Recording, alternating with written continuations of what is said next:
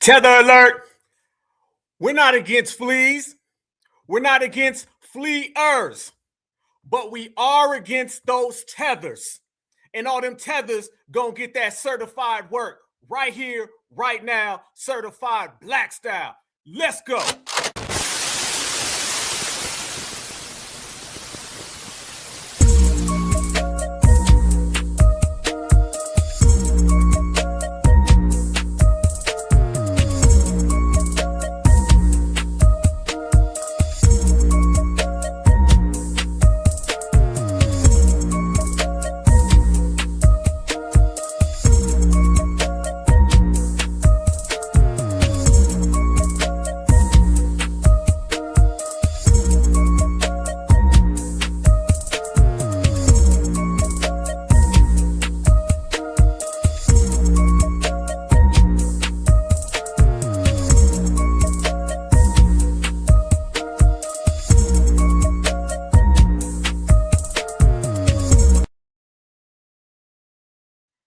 Quit being divisive, nigga. Niggas use a hate group, nigga. You just hate Africans, nigga. No, you hate your damn self. That's what's hated around here.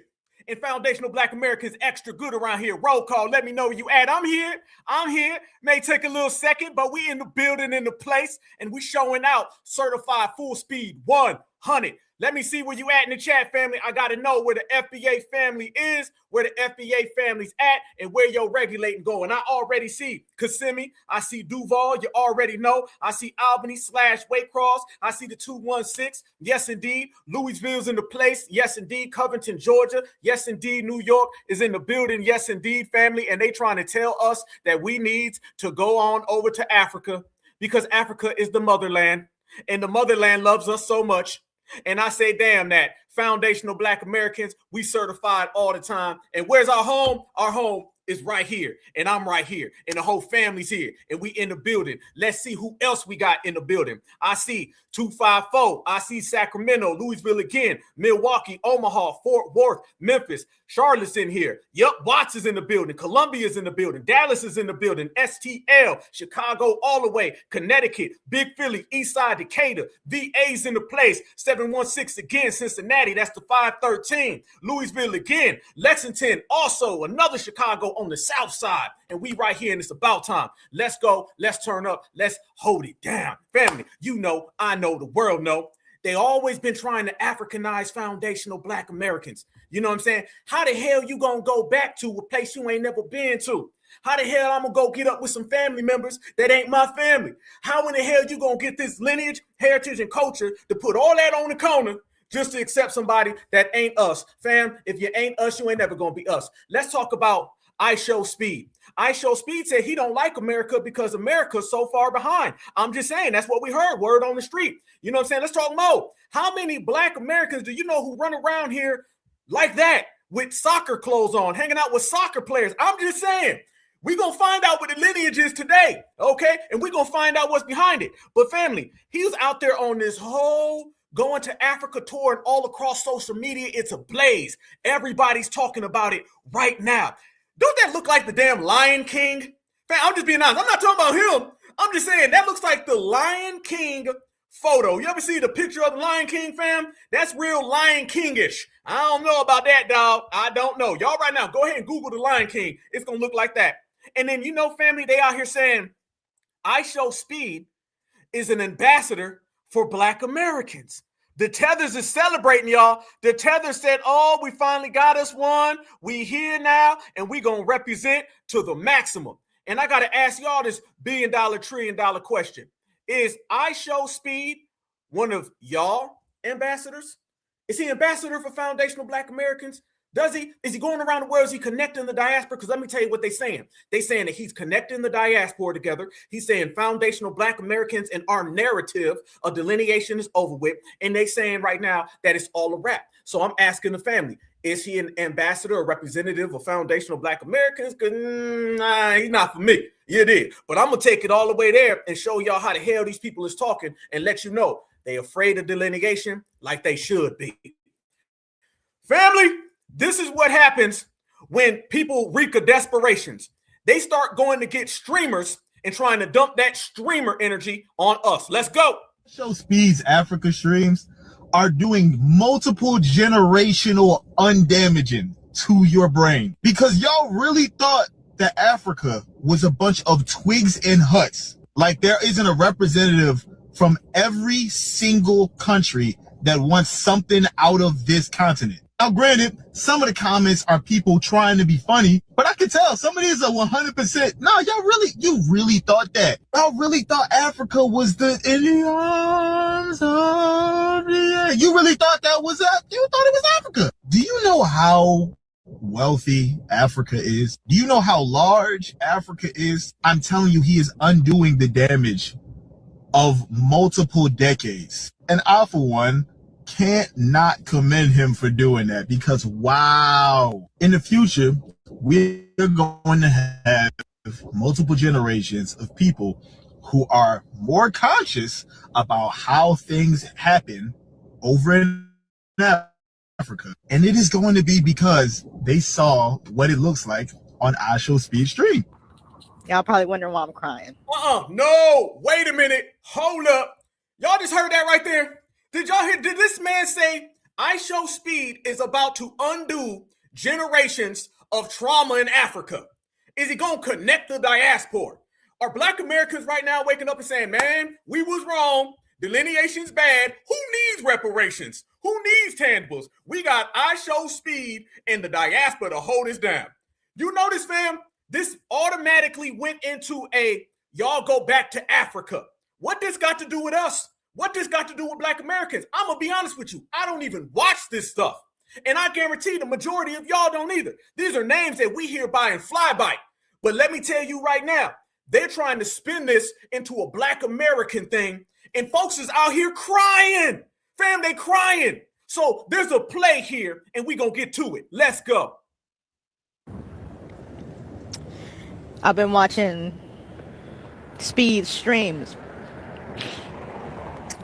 And I'm seeing all the love that he's getting. Oh, stop. In Angola. He's in South Africa. And he's getting massive amount of love. And the way that he was treated in Europe was disgusting. But to see him be a Black man from the United States of African descent and be able to go back to the Black man of African descent. Black man of African descent. What you mean? What that mean? We gonna get to it. I need to know. Of African descent, fam. We only doing what we got to do, how we got to do it. Notice that, fam. She said a Black man of African descent. If you're talking about a Black man, then it would just be a Black man. When you say a Black man of African descent, what you trying to say, homie? We need to find out. And she crying about it. Be a Black man from the United States of African descent and be able to go back to the continent and be treated like a human by civilized African people. When we've been taught that Africa is primitive, that it's dangerous, don't go back, they have this, they have that. They don't want you, they don't like you. And to see an African American man with his stature go back to the motherland and be treated with so much respect. Motherland? Whose motherland? Whose motherland? Fam, I'm asking the question. Whose motherland is Africa? Is Africa your motherland? Do we got any Africa's my motherland people in the chat tonight?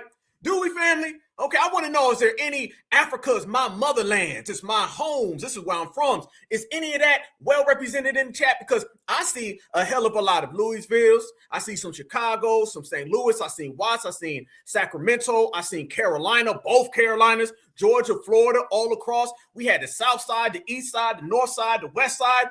That's all in America. So I'm trying to figure out where's this whole we come from Africa talk. Notice, y'all. Notice again. It can't just be he went over to Africa and just did his thing. Somehow we got to get tied into Black Americans. Somehow we got to get tied into delineation. Somehow we got to put the African jacket on us. So it makes me wonder, was this the play the whole damn time? We ain't done. Let's go, family. They out there crying. She crying, y'all. Be treated good and treated well. You hear how defeated these people are, y'all? Let's go. I'm not gonna lie, bro. Seeing the IShowSpeed Africa tour, that shit is making me want to go to Africa, bro. When Speed was in Europe, they was calling him monkey. They was throwing him bananas and shit. They was saying all type of racist shit when he was in the Europe tour. He pop up in Africa and then people showing him love like he's family already, bro. The propaganda is failing. It is crumbling before our very eyes. And then they want to call Africa uncivilized. Bitch, I'm seeing the complete opposite. The way IShowSpeed is moving, you would think that he's like a streaming Henry Louis Gates. I wasn't expecting him to go to a country like Angola or South Africa. Y'all caught that? Henry Gates? Okay, in the words of Dr. David M. Hotep, rest in peace, Henry skipped the truth Gates. Yeah, remember, y'all, Henry Gates is the guy who runs around here and tells Black Americans that we African. I remember hearing him say there were no Black people in the Western Hemisphere until the 1700s. I heard him say it. Y'all. So this sounds like that Henry skipped the truth Gates talk. Notice, fam, this starts into your DNA.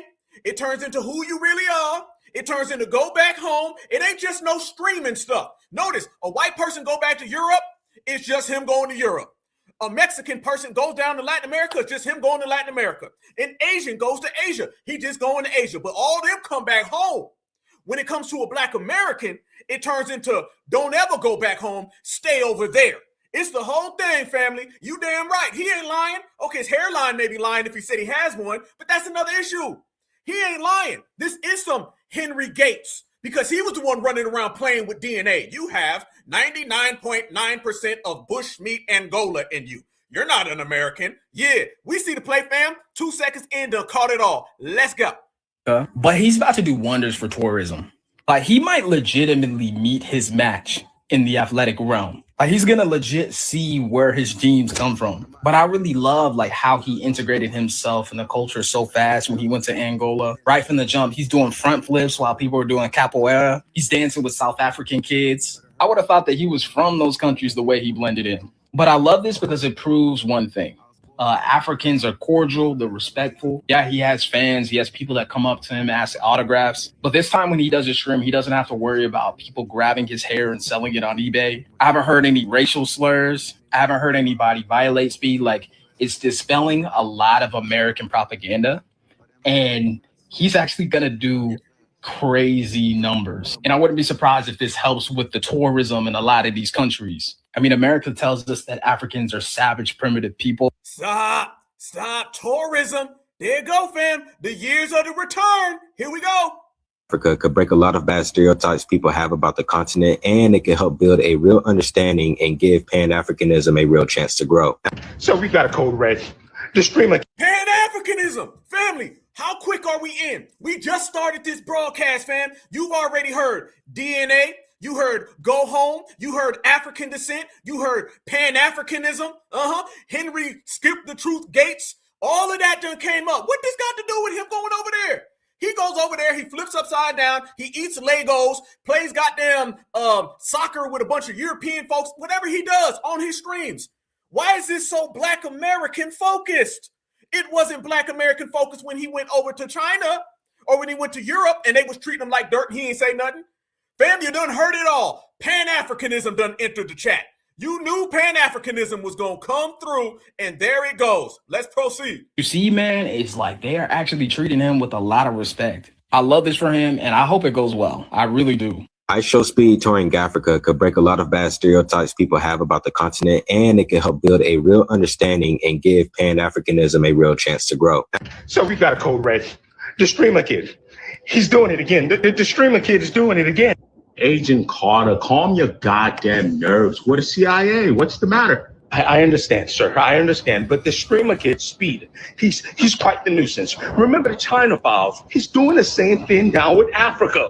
He's doing what? He's a streamer kid. They shoot videos, they put stuff silly on the internet. What are you complaining about here? You got to understand, sir. It's only been one day. He's in a country of Angola.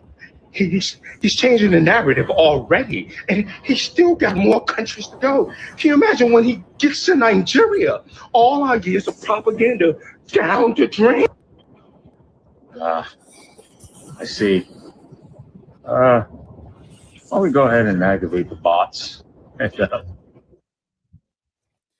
you don't get the hell out of here, now they're making him some type of activist, some freedom fighter who's defeating the CIA's evil conspiracy to propagate some type of false conclusion between the diaspora and Black America. Watch this guy. I want to give a shout out to IShowSpeed, because what he's showing that the diaspora wars only exist on the internet. They showed that only exists on the internet, fam. You see how quick we just breezed through that real fast? And did you hear how much BS was in there? This whole he's disrupting the CIA's agenda. The CIA is out there. Y'all got to remember, Tethers and Pan-Africans came up with this BS excuse, and they know it's a lie, all right? That the CIA is out there to separate Black Americans from Africans, and it's this big elaborate plot, and IShowSpeed is going to be the one that brings it all down, and he's some activist who's going to connect the earth together. Bullish.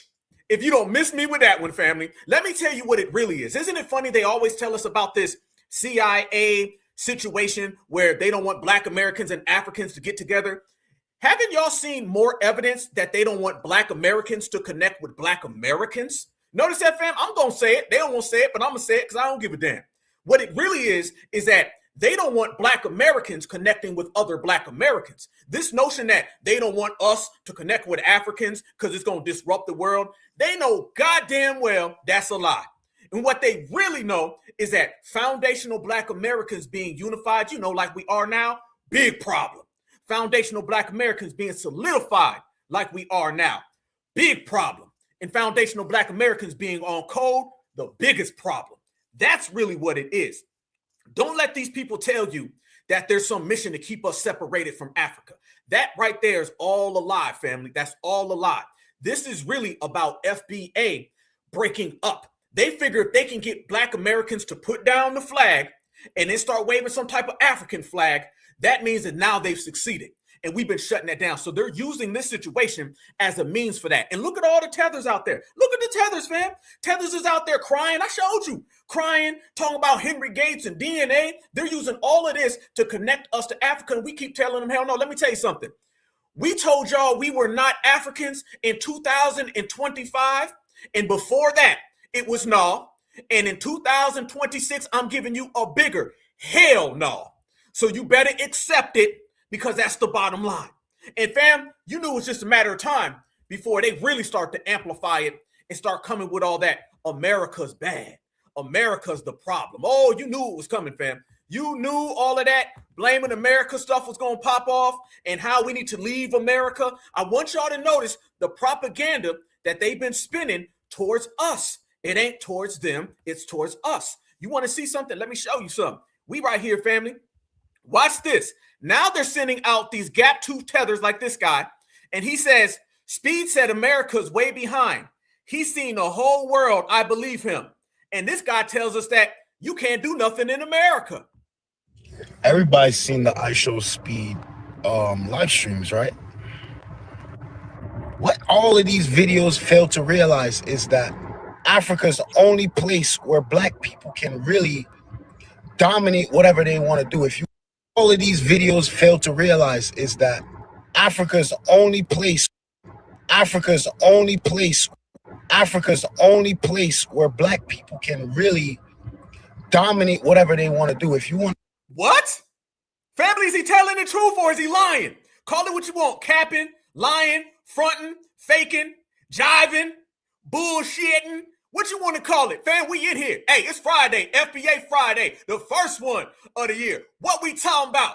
Is this a cap? Is Africa the only place where Black people can dominate? Is Africa the only place where we can succeed? Is Africa the only place where we're worth something? Y'all let me know what it is. I'm going to get back to Mr. Gaptooth in a minute, but I got to cut that off real fast. Lion, cap, gap cap. Good one. I like that. Good one. Real extra good. There you go. Fam, we dominating right here. You ain't seen, you ain't heard? Let me tell you what it is. Let me go ahead and give you the breaking news. It's already broke. You just too late to the party. Black Americans been dominating. That's why everybody out there, including Africa, that you love so much, is always trying to walk like, talk like, act like us. We ain't trying to act like them, though. Yeah, you ain't heard? Black Americans dominate everything. We're not going to let nobody come up in here, start trying to put an African jacket on us that don't belong to us. You need to put the African jacket on yourself and then try to spin around and tell us that's the only place in the world where a black man can dominate. You know who dominates Africa? It ain't the African.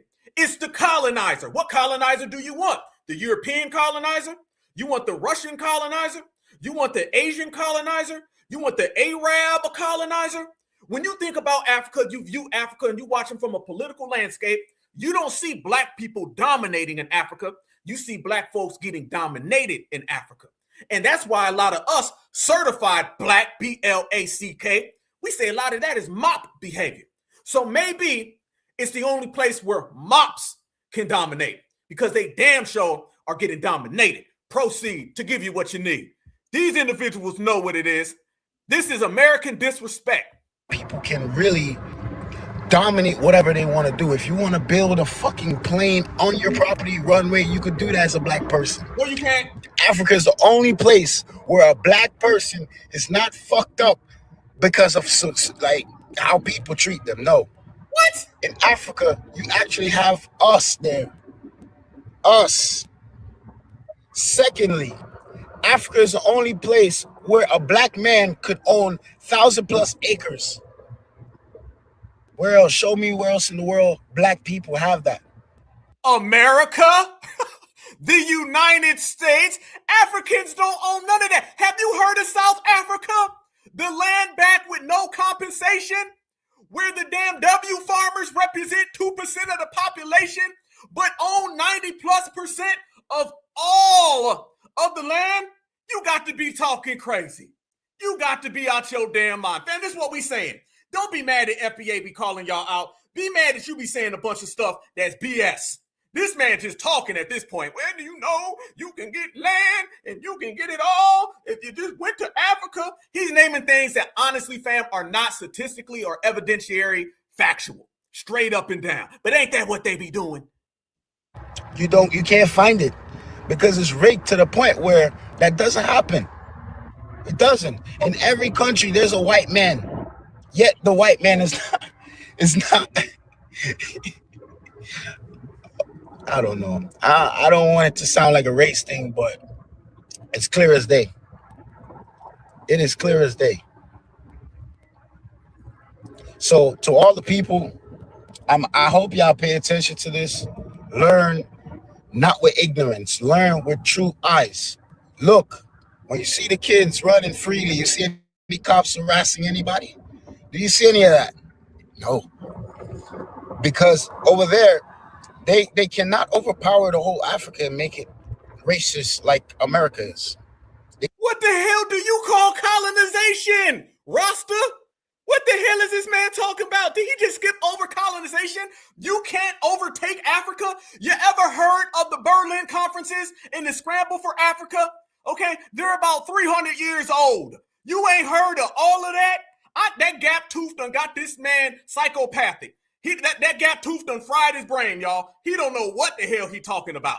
He's sitting here naming things that every single human being on the earth knows is a lie. What my man call it in the chat, that man got a gap cap, and he keeps on gapping. It can't. It just can't. It's just impossible. So that's the last place black people can really be comfortable at. I'm sorry to bust your butt. Everybody's seen that. You ain't did a goddamn thing but lie. You ain't did a goddamn thing but lie. I'm sorry to burst your bubble. Nah, I'm sorry you talking. Okay, how about you just quit talking? Notice it, y'all. Notice, you see how fast all of this turns into FBA, because there's an agenda here. There's an agenda. First off, let me say this. This little thing that they're always trying to run on black Americans, like we still think Africans are all homeless living in some type of hut, okay? Who the hell still thinks that in 2026? Who still thinks that, fam? Let's be real. Let's be honest. Let's be 100, y'all. Black folks don't run around here and be thinking that Africans are all living in huts. We know damn well that you still got places in Africa that are well-to-do. We understand there's running water in Africa. We understand there's some electricity in Africa.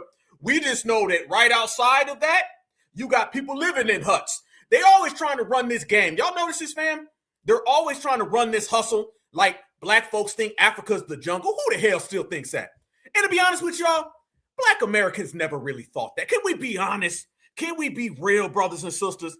Black folks never thought that. See, one thing about us, we know images, and we seen what the images are. Okay, we weren't in some box over here in America not knowing what was going on. We knew damn well what was going on in Africa. We knew that y'all do got warlords. We know that y'all also have running water in certain areas. We understand that. But they're always trying to dump that off on the Black Americans. Okay, it's 2026, and they're still saying things that they were lying to our grandparents about. Fam, think about it. They were lying to your grandparents back in the 1960s and 70s, and they telling them same lies now, and a lot of y'all may be grandparents. You feel me? These people just come up with whatever they can come up with. They just pull them out the blue, y'all, and they tell these lies, and y'all notice they never get off the lie. Once they get on the lie, oh man, they stick to it. They never change none of that. Black folks ain't running around here thinking that these folks are ducking rhinos and hippopotamus. We're not thinking that. Now, I do know there are places where that is happening. However, we understand that's not the main part of the continent. So we putting it all in today. Another thing that you notice, fam, notice the COINTELPRO Pro that's involved in this. Notice the COINTELPRO Pro. More and more every day, you're starting to see more people pop up and tell us to go to Africa. Let me ask y'all a question. Let me ask you a question right now. Have y'all ever seen Taylor Swift on a campaign to get white people to go back to Europe? Have you ever seen Garth Brooks telling white folks they need to go back to Europe? Somebody tell me right now, have you seen Donald Trump telling white folks to go back to Europe? Okay, let's flip over here. Have you ever seen George Lopez telling Mexicans they got to go back to Mexico? Nope. And hell, a lot of them are illegal. And he still don't say that. Have y'all ever seen Jackie Chan or Jet Li be on a campaign where he's getting paid to tell all of the Asians in America they need to go back to Asia? You just name the damn place, fam, and then tell me, have you heard someone from there tell their people they need to go back? You ain't never seen it. I ain't never seen it. So why is it that Black Americans are the only people on the planet Earth they tell us to go to a place we've never been to?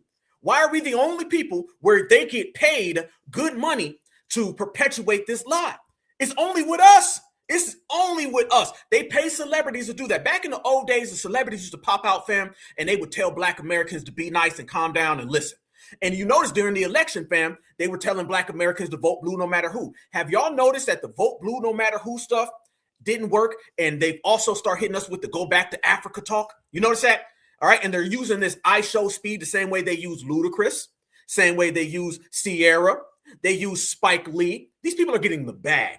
All right. Trust me, family. These people are getting paid. There is a million, if not billion-dollar apparatus to try to get Black Americans to be Africanized so they can send us to Africa and we could just go over there and stop all the momentum that we got. That's really what it is. If they can't bring the Africans here, they want to take us over there. How do you know this, fam? Because you start seeing people like this. This guy got a bonnet on. Okay, this damn guy got a bonnet. But watch what he says. He says this is FBA's fault. He said, Speed's African stream. All FBA stop and watch this. Okay, FBA, let's stop and watch. One thing I want to talk about is Speed stream to Africa. You see how the African people are treating him, bro? It's because they love Speed. It's because they love African Americans. It's because they love other Black people. FBA, y'all niggas know who y'all are. Y'all niggas are mainly on Twitter, but some of y'all niggas are on TikTok. Y'all see how the Africans are treating Speed? Y'all be preaching this, oh, Africans hate us. Africans don't like us. Africans this and that, Africans look down on it. And am I going to deny that? No, it's true. It is vice versa from both communities. But the FBA makes it seem like it's just a majority of the African population that just hates African Americans. This is false. Africans love African Americans. Africans bite the swag of African Americans. I would say, look at me, but like, bro, I was born in fucking Memphis, Tennessee. I have like, nigga, I was just raised around this culture. But Africans in Africa actually think. No, hell no. I want y'all to notice what he did right there. He did a bunch of BS, and I'm gonna catch every last one of them. Notice, family, it was all this smoke for Black Americans, but then he tried to throw in, well, I was born in Memphis. Listen, I don't give a beep where the hell these people were born. I'm tired of that. I was born here. Isn't it funny? No. Wait a minute. God damn it. No, I need to see y'all face for this one. Oh, we're going to get back to this little tether. We're going to get back to him real fast. Let me tell you something, brothers and sisters. Let's make this crystal clear for the whole damn world. This little thing of I was born in America, so that makes me a Black American. No, the F it don't, and you know it doesn't. All this, well, I was born over there, so I know exactly what's going on. No, the hell you don't know what's going on. Y'all notice that when we say we're born in America, they don't acknowledge it and still tell us we're Africans. But when we tell them that them being born in America still makes them an African, then they got a problem with it. Let's go ahead and tie that all the way back in, family. Let me break this down. Notice that the where you're born at stuff is only acknowledged when it's them being born in America. Y'all notice that, right? If they were born in America, they want you to stop and acknowledge that. But us being born in America, raised in America, never left America, they don't want to acknowledge that, though. So basically, they're telling us the indigenous Black Americans who were born here, I'm talking about me, mom, grandma, grandma's grandma's grandma, grandpa, going all the way back 100,000 years. All of us being born in America, that still makes us an African. But your damn first, second generation ass, you being born here, that makes you a super American. We ain't playing them games, Mr. Fufu. Shut your ass up and get on the first boat smoking. Get on the damn banana boat, throw that MF in reverse, and land right on back in Africa. You ain't no damn Black American. You ain't from no damn Memphis. And all my Memphis brothers and sisters out there, I see you. Stand up, certified salute to Memphis, because Memphis ain't going for you, Mr. Fufu. Look at me, but like, bro, I was born in fucking Memphis, Tennessee. I have, like, nigga, I was just raised around this culture. But Africans in Africa actually think African Americans are cool. Nigga, we love y'all. And for these FBA niggas to be like, oh, we hate Africans because they hate us, all that other shit. When y'all be saying that, bro, I'll be looking at y'all, I'll be like, yo, these niggas are so fucking dumb. One thing I want to talk about is speed stream time. There you go. There you go. Fam, these folks be dissing us and trying to praise us in the same time. Y'all notice that? Y'all see that? Y'all witness it? Look how quick that went, fam. These folks sit there and diss us straight up and then tell us they love us. That man sat there and said, we love y'all. We love y'all. These ends is dumb. We love y'all. Y'all ends is stupid. Y'all notice what I'm talking about? They talk on both sides because they ain't got nothing going for themselves, fam. These people ain't about it, man. These people ain't about it. First off, fam, they still covering up that damn head. Head still covered up. All right? You ain't proud of yourself, are you? You ain't proud of yourself there, Mr. Bushmeat. That's a bushmeat bonnet. All right? Bushmeat bonnet. Better take that damn bonnet off his head and accept you ain't from no damn Memphis. You ain't from America. You're an African. You sitting there denying and being insecure about being an African while you sitting here talking about Black Americans. You see what we saying with these people, y'all? You see what we're saying? And how many of y'all are tired of the little excuses that they do? Have y'all noticed whenever they start off with one of their excuses, the first thing they ever do, y'all, they come out and they'll say something along the lines of, it goes on both sides. And then immediately they'll spend the next hour talking about us. You ever notice that, fam? The little slickness that they do? They'll start off real quick and be like, man, you know, it go on both sides. But y'all Black Americans, we gonna talk about y'all. Nah, because first off, it don't go on both sides. Let me tell you again what the great Kaba Hiawatha Kamene says. He says, our only problem is that you got a problem. If you ain't have a problem, we wouldn't have a problem. Can we go ahead and say that clear, y'all? These individuals, I'm not here. I'm gonna tell you that today. I'm gonna let it be known. I'm not here for the 50-50. Nope. There ain't no 50-50 between us and them. Nope. We're not playing that game. That right there is all cap. There ain't no 50-50. And what 50-50 really does, y'all, 50-50 lets them off the hook. That's what 50-50 does. 50-50 lets them off the hook. Don't go for that 50-50 stuff, y'all. That's one of the things they love. Well, we both kind of do it. You ever been in a situation with somebody, maybe when you were younger, they did something they shouldn't have done, and then they say, man, we gonna be all right. What you mean we? What you mean? Don't they love we? Man, they love some we. We always let them off the hook. I want you to think about the terms and the words and the phrases and the analogies that allow them to get off the hook. We let them off the hook. 50-50 lets them off the hook. We ain't here letting nobody off the hook. That's like when the W's used to come around us and they talk about everybody's racist. No, yo ass is racist. We all do it. No, yo ass do it. Well, it is 50-50. Nope, it's 100 on yo ass. That's what it is. I don't play that 50-50 because I know why you're really doing it. I know why you're doing it. And fam, you want to catch more lies? I got even more lies, fam, that we're going to pull up. But let me show y'all this in the meantime, in between time. Look at this right here. When you start talking about IShowSpeed. Do y'all see this right there? The love in Africa. IShowSpeed. He's talking about going into Africa on a personal journey, and he teases insightful details about his roots. What are you teasing about your roots? What's going on here, brothers and sisters? What roots are we talking about? They're saying that IShowSpeed is going to be over there and they're going to tease some goddamn roots and everything. I want to know what that could mean. What are you teasing about your roots? Because there's some real funny style stuff. I'm going to be honest with you. I see some people in the chat was saying he's FBA, and I'm seeing a hell of a lot who's saying he's not. That's them again talking about the narrative that he's been destroying. That's been, I guess, going on over here. And when they say the narrative, fam, what they're really saying is that Black Americans are the ones with the false narratives. That's really what they're saying. That's truly, genuinely what they're trying to get at. But I got a real question for my brothers and sisters up in here. When you start watching that, you start looking at it, looks real funny style, doesn't it? Real funny style. Nobody can really catch the frame of that. But do y'all know even white folks is pulling up now talking about they want to go back to Africa. Notice, fam, as soon as that pops off, you got all these people talking about blacks want to go to Africa. Look at this right here, family. Watch Mayo Matthew. And he's saying because of IShowSpeed, Black Americans want to go back to Africa. Watch.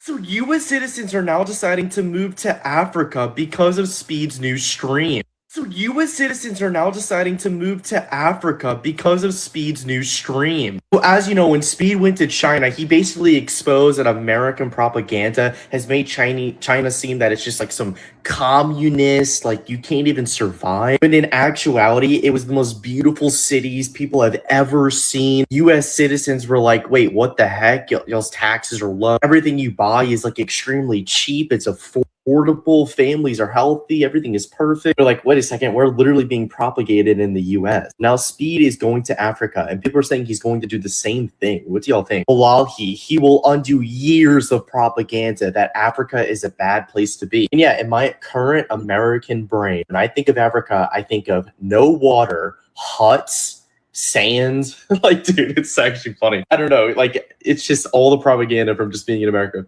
What do y'all think about this? This is getting millions of views. Y'all know what he's saying. Read between the lines, brothers and sisters. Y'all know damn well, like I know damn well, he ain't talking about white folks going to Africa. Is he? Is he talking about white folks? Fam, when they say things like Americans want to go to Africa because of IShowSpeed, is that them really talking about Americans? Or are they trying to say Black Americans are going to Africa? Ain't that really what they saying, y'all? Notice how it's all being played out. It's all being played out, family. They're basically sitting there trying to tell everyone that America is for Black folks to leave and Africa is for all of us to come home to. That's really what they're getting at. Ain't nobody dumb. We understand what they're doing. So notice the play that's all involved right here with this scenario. But family, I got another thing and I want to go there. Let me ask y'all, let's take a poll right here in the chat. IShowSpeed, is he an American or is he an African? Which one? I need to know right now. Listening to the Certified 100. We in here, 2,000 deep. Need to know right now. Y'all let me know your opinions. And we're all about to break this down. And we're going to put some receipts on the table. We're going to put some footage on the table. And we're going to get to the real core of what Black American brothers and sisters know. Okay? So I want to know what y'all thinking. Is this a play to get Black Americans to go back to Africa? Damn right. But is it being facilitated by a guy who's African or by a guy who's American? Because there's a hell of a lot of strange things going out. African for sure, African tether, African, he's African tether again. I think African. Somebody said Jamaican, African cosplayer. That typically means an African or Jamaican.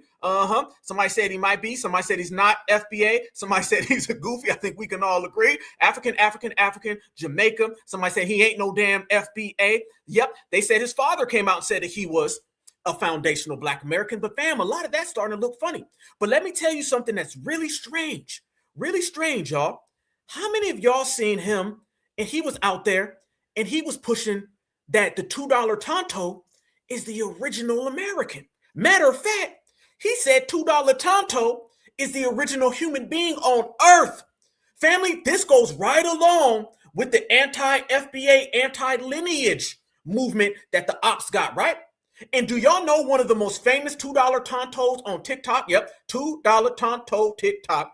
Y'all know he's picking it up? Fam, there's some at play here. And we're going to get to the bottom of it. Watch this right here, family. This is what we're talking about. Oh, yeah.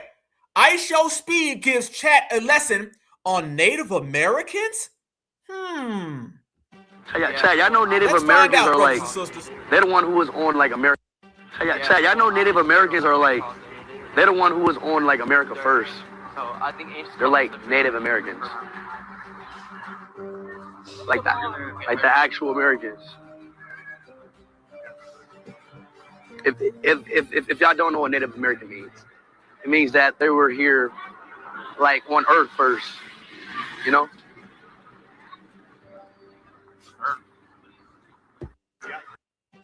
Chat, y'all know Native. I done hit a nerve with the certifieds. I done hit a nerve with the certifieds. I see y'all in the chat. Wait a minute.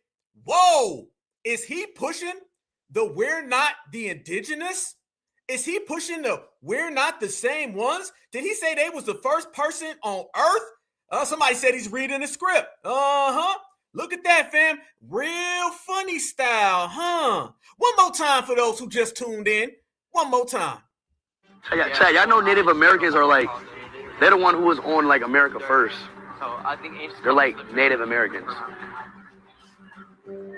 Like that. Like the actual Americans. If was he reading right there? Family, was he whoa, hold up. Family, is he reading? I don't know. I don't know yet. We gonna find out. It looked like he's reading right there. Now, is he reading what someone told him to say about this situation? Is this just a coincidence? But it looked like, damn sure, he looked at his phone, froze, went back, said it again, double back, play back, all right there in one little frame, y'all. So I got to ask the question, is this some weird, strange setup? Is this one big weird coincidence? Or is some of this lineage in question? We gonna get to the bottom of this certified black society because, you know, we don't let nothing slide. But I'm just saying, that's kind of odd and kind of strange. If y'all don't know what Native American means, it means that they were here like on Earth first, you know?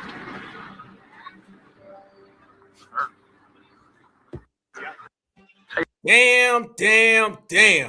Hold up, wait a damn minute.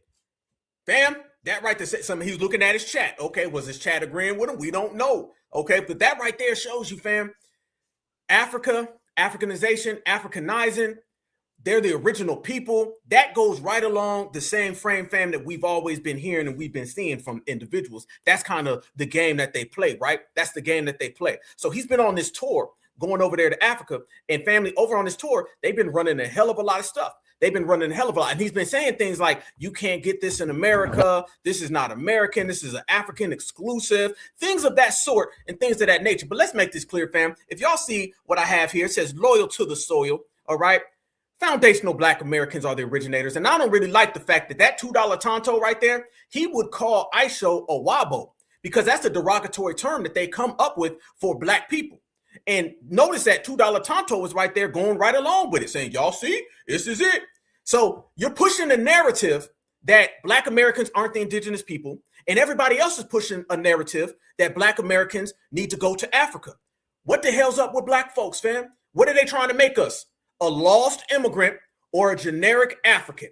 Shout out to my brother Tariq for that one, because that's exactly what they've been trying to do to us. And I want y'all to see even further the way these people are out here. Watch this right here. This was him on his little trip. And notice, fam, this was a whole Black Americans Go to Africa campaign. The only country, that view is insane. Look at that South African view, bro. That shit is dead ass beautiful, bro. Imagine living here. You guys can see IShowSpeed's reaction of seeing the beauty of the continent of Africa. Right now, I think he's in South Africa, maybe Johannesburg, if I'm not mistaken. Yesterday, he was in Angola. Tomorrow, probably going to go to Botswana, another country. So probably going to spend like a day and a half in each country. And I can't wait when he goes to Nigeria, Ghana, Morocco, Egypt, Kenya, Uganda, all this beautiful country, Rwanda. I don't want to forget that you're probably gonna go to 24 countries to show you what each country in Africa has, and you guys can be shocked what is each country has the beauty and infrastructure. Here we go for just promoting Africa, y'all. This is the damn year of return. This is the IShowSpeed year of the return. All these buildings and all these things. I can't wait when you guys to show Western world that what is Africa has to offer. You know, as soon as you tell someone you're from Africa, they think, oh, you guys don't have cars, you guys don't have houses. Where do you guys live? Do you guys live with a lion? Have you seen a lion before? Like, No, nobody say that. Nobody says that, y'all. Nobody. Watch this. Even further, y'all. Even further. Watch this one. I mean, the propaganda that your oppressors have been spoon feeding you is what you believe, compared to all the hundreds of Africans that have been telling y'all, come back to your house. What? We got land for y'all. Come back to your house. Come back to your house. We got land for y'all. We got homes for y'all. Y'all family. Come home. What the F is y'all doing? Y'all realize that if every single AA decided we're done with packing up, we're going back home, I'm gonna just leave it there. So you Damn. Oh, she done hit you with the if we all packed up and went back to Africa, y'all. You heard that one? If we all just packed up and just left and went back home, we all be fine. You see what we talking about? You see how they play it? You see what's going on, right? There you go. This immediately became a go back to Africa thing, but damn all that. Family, let me tell you something right now. Listen to your brother right here, your certified brother, okay? There's been a lot of mix going on about where this guy's from. Because his dad came out and was like, yo, you FBA, you got roots in Ohio, you got roots in Detroit. You an FBA person. They even had a stream with, I want to say it was his great-grandpa or his grandpa, who was one of the top fire chiefs in Detroit. But fam, coming out of his own mouth, he been running around here talking about he was born in Angola. The real talk, fam, some really strange stuff. Word on the street that his father even has some Ghana in him. Let's go there. Shout out, and I know you listening, sister. Shout out to my sister, the great Natural Tura. Shout out to you, my sister. She sent me these receipts last night because, you know, the tether detector stay on that job. But I want to show y'all something right here. When you look it up, where is IShowSpeed's dad's lineage? They say his dad, Darren Watkins Jr., father lineage includes roots in Michigan, where his father moved from, and potentially deeper connections to Ghana. Interesting. As Speed has claimed, his family is Ghanaian royalty ties. Though he was born in Ohio, his paternal grandfather was the black fire chief in Detroit, indicating significant family history in the city. Detroit connection, Detroit roots, Ghanaian claims. Look at the bottom phrase right there, brothers and sisters. IShowSpeed stated that one of his uncles was a king in the Ghana tribe, suggesting potential heritage from Ghana, though he's American born. Something ain't adding up about this, brothers and sisters. Something ain't adding up. But before I get into the something ain't adding up, let me ask y'all a question. We're all Black Americans in here. I'm sure we got a couple dusty, musty, always rusty tethers. But family, how many of y'all were born in America and put the city that you were born in?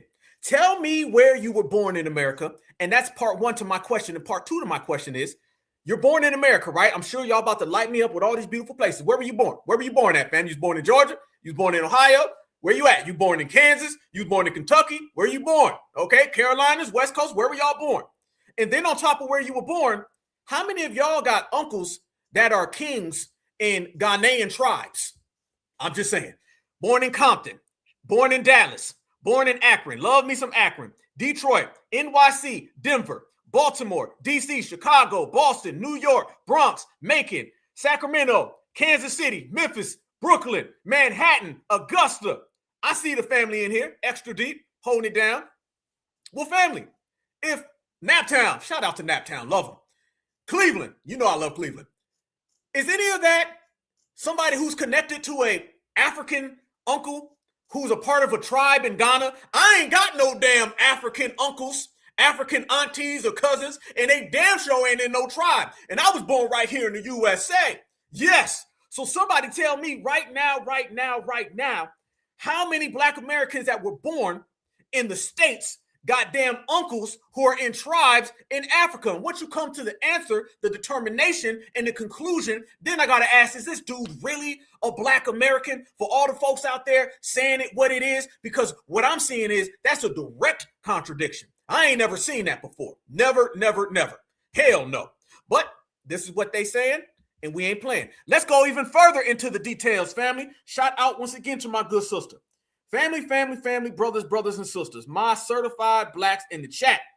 How about this one?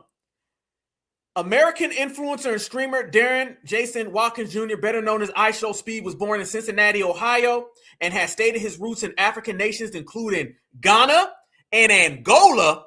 What? Whoa! Fam, Ghana and Angola, you typically don't see them related to somebody who was born in Ohio, unless the person born in Ohio, parents, is not from America. Nationality, IShowSpeed is an American born in the United States, parents and grandparents. His father is Darren Watkins Sr., his mother is Elizabeth Watkins, and his grandfather is Harold Watkins, all from Ohio in the U.S.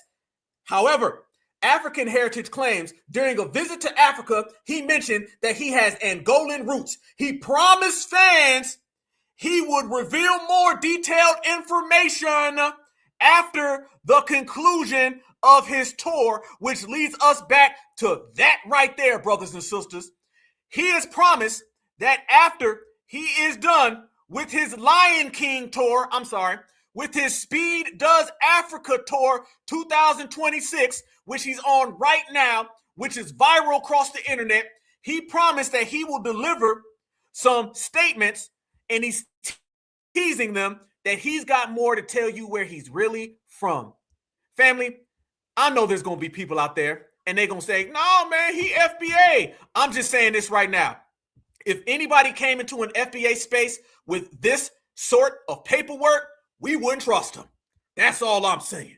So you see it, we see it, and you all watch it right then and there you go, fam. So it's looking real funny. But if you don't believe the words written down, let's hear it directly from him. Fam, this right here is him talking to people saying that he was born in Angola. So we just seen Ohio. Fam, Ohio, Angola. Ohio, Angola. I'm from Ohio. I ain't met nobody from Angola, okay? But look, this is him right here. And family, he tells everybody out his own mouth he was born in Angola, and he was basically raised with people in Portugal. Watch. My boy. Here we go. Double back. Let's go. Nice to meet you, man. You straight, bro? Can I get a flavor? Good. My boy. Let's go. Nice to meet you, man. You straight, bro? Can I get a flavor real quick? Yeah. Yes, sir. My Portuguese brothers. I love to see them, bro. See y'all. Yeah? Yeah. What do you mean? You're American, right? No. I'm from Portugal. I was born and raised in Portugal. Where were you born? No, I was born in Angola, but when I was 2, I came to Portugal. Whoa! What do you mean? No. Black Alpha Network certified 100. Stand up. Y'all know we dropped them damn receipts, and the best receipts are the receipts that come from them. Dude clarified it. No. I heard Portugal and I heard Angola. I ain't heard no damn Ohio. I ain't heard no damn Midwest. I ain't heard no damn USA. So what's really going on here? Is this really a campaign against FBA? I think so. You're American, right? No. I'm from Portugal. I was born and raised in Portugal. Where were you born? No, I was born in Angola, but when I was 2, I came to Portugal as a kid. But do you speak Portuguese a bit or not? Sim. Eu falo português. A little bit. And when did you go? How old were you when you went to the US? I was 6 years old, so that's why I got like a super American accent. He was 6 years old when he came to the US, but yet they told us that he was born in America. How you was born here and then came here at 6? You ain't come here at 0. You ain't came here in your mama's stomach. You were 6 years old when you came to the United States of America, IShow. So IShow, how the hell does that make you born in Ohio? Somebody ain't telling the truth. Somebody lying. Somebody think they bamboozling us. And notice he starts talking that Portuguese very damn well. Fam, not only is he saying that he was born in Angola, he's also saying born in Angola and then raised in Portugal, and now he came to America. One more time for your mind. Portuguese brothers. I love to see them, bro. See y'all. Yeah? Yeah. What do you mean? You're American, right? No. I'm from Portugal. I was born and raised in Portugal. Where were you born? No, I was born in Angola, but when I was 2, I came to Portugal as a kid. But do you speak Portuguese a bit or not? Sim. Me fala português. A little bit. And when did you go? How old were you when you went to the US? I was 6 years old, so that's why I got like a super American accent. But I'm from Portugal. Like I'm from Lisbon, Madeira. How long did you live in Portugal? For about 5 years, bro. 5 years. Yes. Like as a kid, but I moved to America though. You feel me? Yeah. So that's how it is. Whereabouts in the US? Ohio. Ohio. Never been. Yeah, Ohio. I don't think no, not even in pre-season, right? No. You never been to Ohio? No. You gotta come to Ohio, bro. Yes, it's a lot of shit in Ohio, bro. A lot, bro. But all right, though, hey, nice meeting y'all, bro. I love to see my Portuguese brothers going, bro. Ruben Diaz, CB of the God, my boy Bernardo Silva. Bro, how do you keep the ball at your feet like that? No. He don't know. All right, though, bro. Nice meeting you, bro. My boy, let's go. There you go, my beautiful brothers and sisters. One more time, all we do is win. Fam, not only did this man say his ass was born in Angola and he was raised in Portugal and then moved here at 6 years old. Notice dude said, "Are you an American?" And he said, No. Fam, I don't know how much more non-American you can be. Are you from America? Not 1 no, not 2 no, not 3 no, not 4 no. He got the no. He straight up said he ain't no damn American. Anybody who hears that and is still trying to tell us that's FBA, that ain't no damn FBA out of his mouth. I didn't say that. That's his words in his clip. He broke down his stuff. And y'all know, let's be real, when they get around them W's, absolutely, family, I see you in the chat. Yep, when they get around them W's, notice he was on his best behavior. He was on there saying, well, no, hey, how are you? Nice to see you. You just come to Ohio, a lot of stuff. That's when they tell the truth. Black folks, Black Americans, y'all know damn well, tethers start all that lying when they get around us. Soon as they get around them W's, then they start telling all the real truth. They won't tell you the truth. Around us, it's, oh, nigga, you lying. Oh, hate group, nigga. You just another nigga lying. Oh, you know, they get around the white folks. Oh, I was born here. This is where I was born. I was born in this hospital on this beach by that village, and the water well was right there. There were 5 hyenas present when I was born.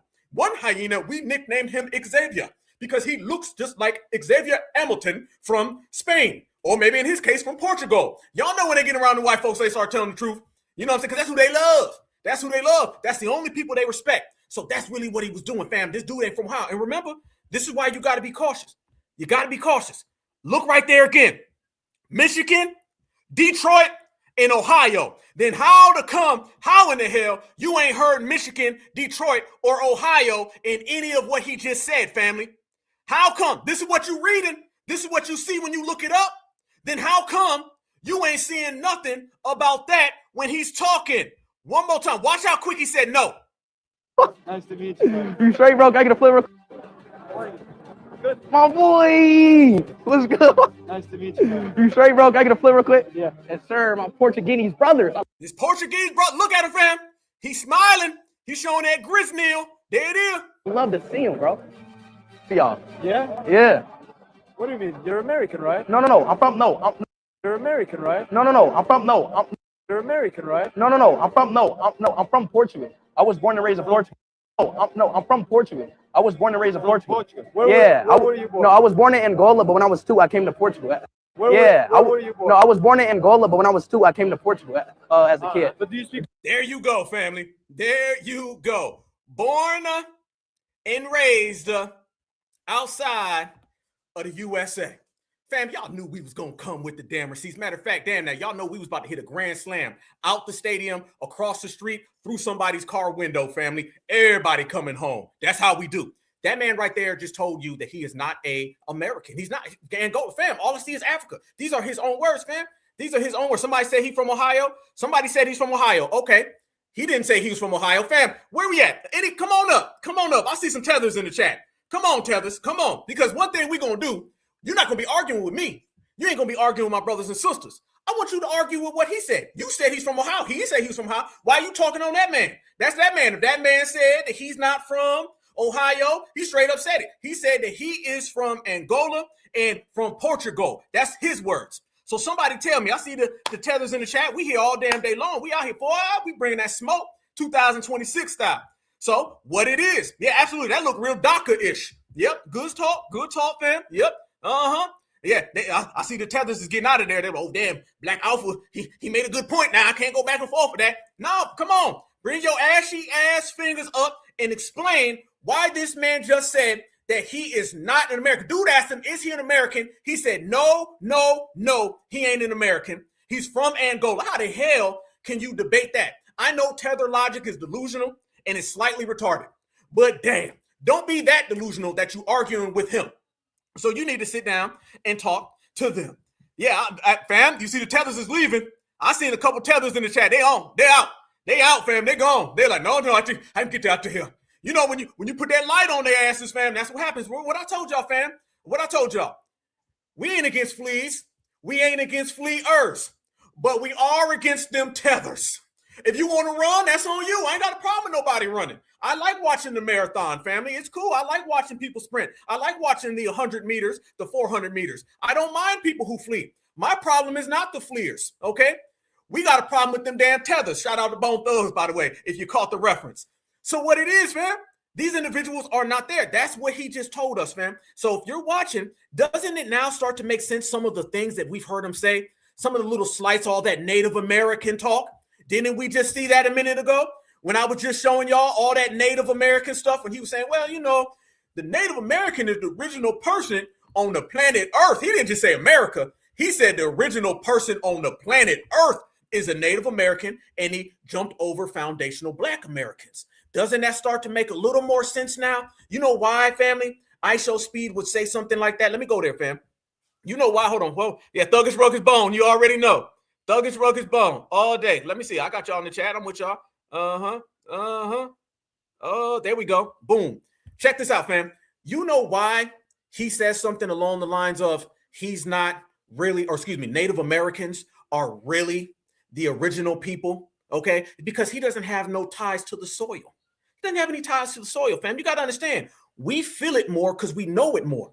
One thing that people can do, they can come up with any tether lie, any tether delusion. They can make up anything they want to. But one thing you cannot do, brothers and sisters, you cannot fake how much you're connected to the landmass where you're from.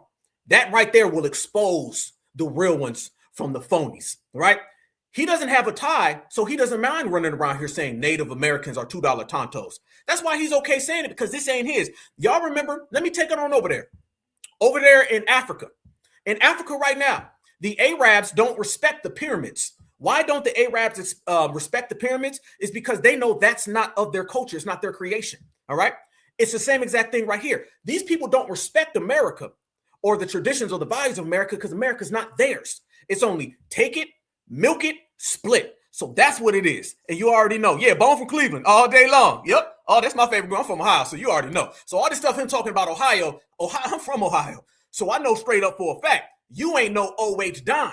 You ain't no O.H. Don. I ain't never met nobody from Ohio, fam, and I'm all through Ohio. Where you want to go? You want to go to Toledo, Cleveland, Dayton, Youngstown, Cincinnati, Columbus? Where you want to go? You want to go to Akron? Where you want to go? You want to go to Ashtabula? Fam, I pull out small places you ain't never heard of, fam. You want to talk about Perrysburg? Where you want to go? I ain't never met nobody from my state, Ohio, that is from Ghana. By the way, he said he had a Ghana uncle who was a prince, and then he just said he's also from Angola. Which one? I ain't heard none of that. You ain't from no damn Ohio talking like that. Because what you're going to hear from Ohio, you're going to hear exactly what it is. I'm from Ohio. Who am I out here quoting? I'm quoting Crazy, Lazy, Busy, Wish, and Flesh. 5 true thugs from East 1999 St. Clair, Ohio, Cleveland. That's who you might hear people from Ohio talk. We might start talking about Roger Troutman. That's what you might hear, family, Ohio players. We might even kick a little Motown because it's right up the road. You ain't talking about no damn Angola and talking no damn Portuguese to some soccer players, and you from the OHIO. Ain't happening. You better try another one, family. Bedford, Ohio, there they go. They know what it is. Born and raised in Toledo, shout out 419. Whole family from that. Big up to the whole east side. They know. And family, that's the thing that we've been doing, fam. Toledo and Dayton, Ohio is well represented. Y'all know how it go, man. Shout out to the Don. So, family, if you out here talking that Ohio talk, but you talking Angola talk at the same time, brothers and sisters ain't really going for it. and we calling it out in the process. Let me show y'all this right here. Another thing that shows you some really strange behavior that's been going on over there that brothers and sisters over here just ain't rocking with. This is the sister, I think her name is Love Jones. She's over there on TikTok. She be putting in pretty good work. Check this out. She makes a damn good point about why they love rich people more than they love regular people over there. Check this out, family. Here we go. Shout out to Cincinnati all day. I'm going back to the natty all day. Let's go. Oh, Speed is in Africa, and now I done seen people talking about, oh, the CIA and what the CIA was trying to do ain't working because he in Africa, and y'all see how the Africans is treating him. First of all, Speed is in Africa. Everywhere Speed goes, y'all acting like he's not an international stream star. He is. No matter which way you want to turn the key, y'all want to act like he's not a real celebrity. These young people know exactly who Speed is. Older people, I've seen older Scottish women saying, oh my God, Speed, hugging him down, trying to get his attention, asking for an autograph. He is world renowned, okay? So just because he's in Africa, he's in Angola, to be specific, because y'all love the child only when it's convenient. Y'all want it to be this specific country, okay?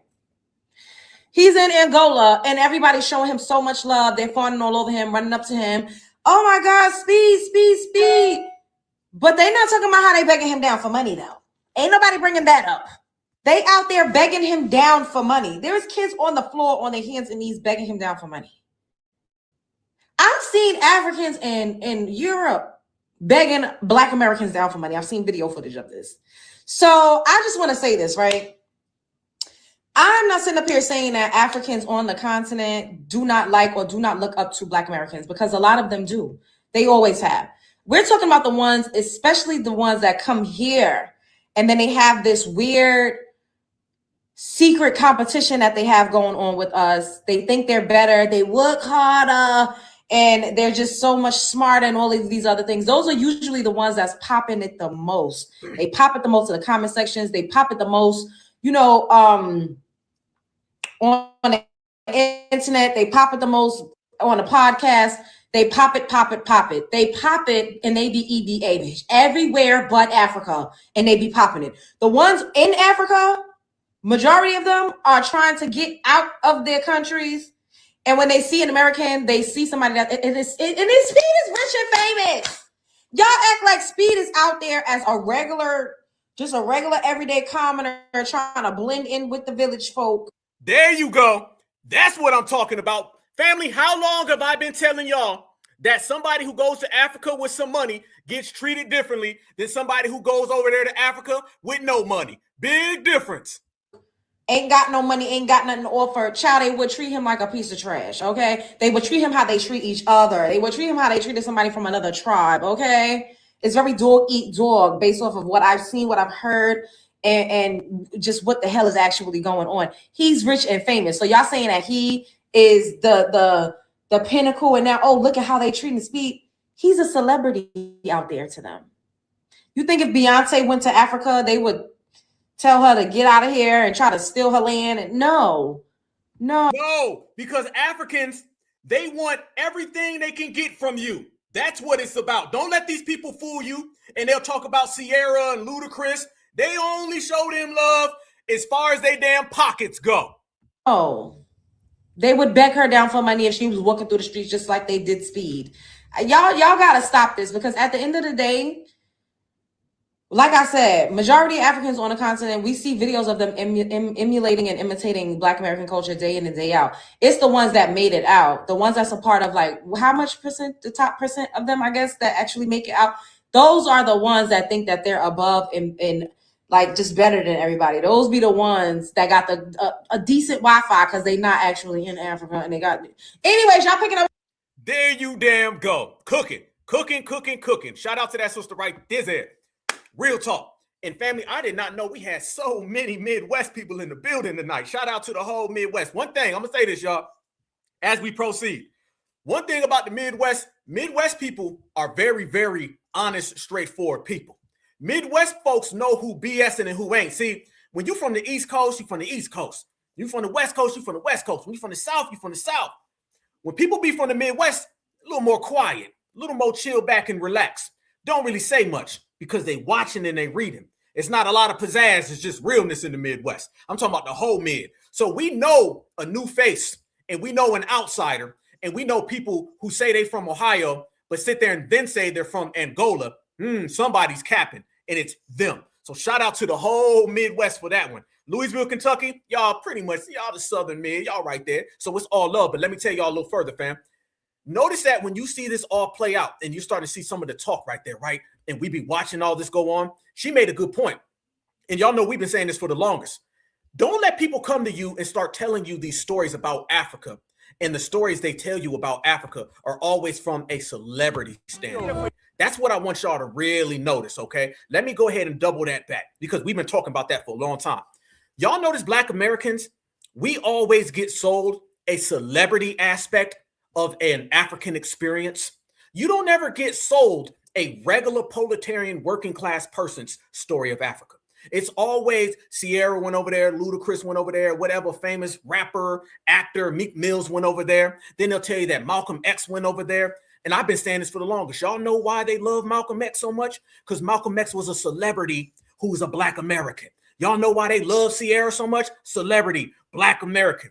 You go over there right now as a celebrity, you're going to have limo service, 5-star hotel. You're going to have all the hyena you can eat if you want some. You go over there as a regular Black American, you might get unalive. They might steal your land. All the tribalism. See, they saved the tribalism for us, regular Black American folks. They got all that red carpet treatment for the celebrity Black Americans because they want to get $1 out of them.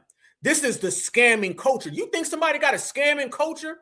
And in that scamming culture, they ain't out there scamming people. Everybody that I've ever known that went to Africa, they tell you soon as they get off the damn plane, people running up to them with their hands out. I done seen people tell me that they went to Africa, went to the restroom. Soon as they were done, Africans were pulling out all the napkins, ran up to them with 5 wet, damp, dusty, dirty-ass napkins and said, here, I want some money because I just did you a favor. They come from that hustle where they'll do something that you didn't ask, and then they'll think that they are entitled to some type of payment in return, right? That's what they'll do, right? You'll walk in, they'll hold the door for you. And you like in America, like, all right, cool, thanks. And we'll just keep walking. Best thing you're going to get in America is I appreciate that.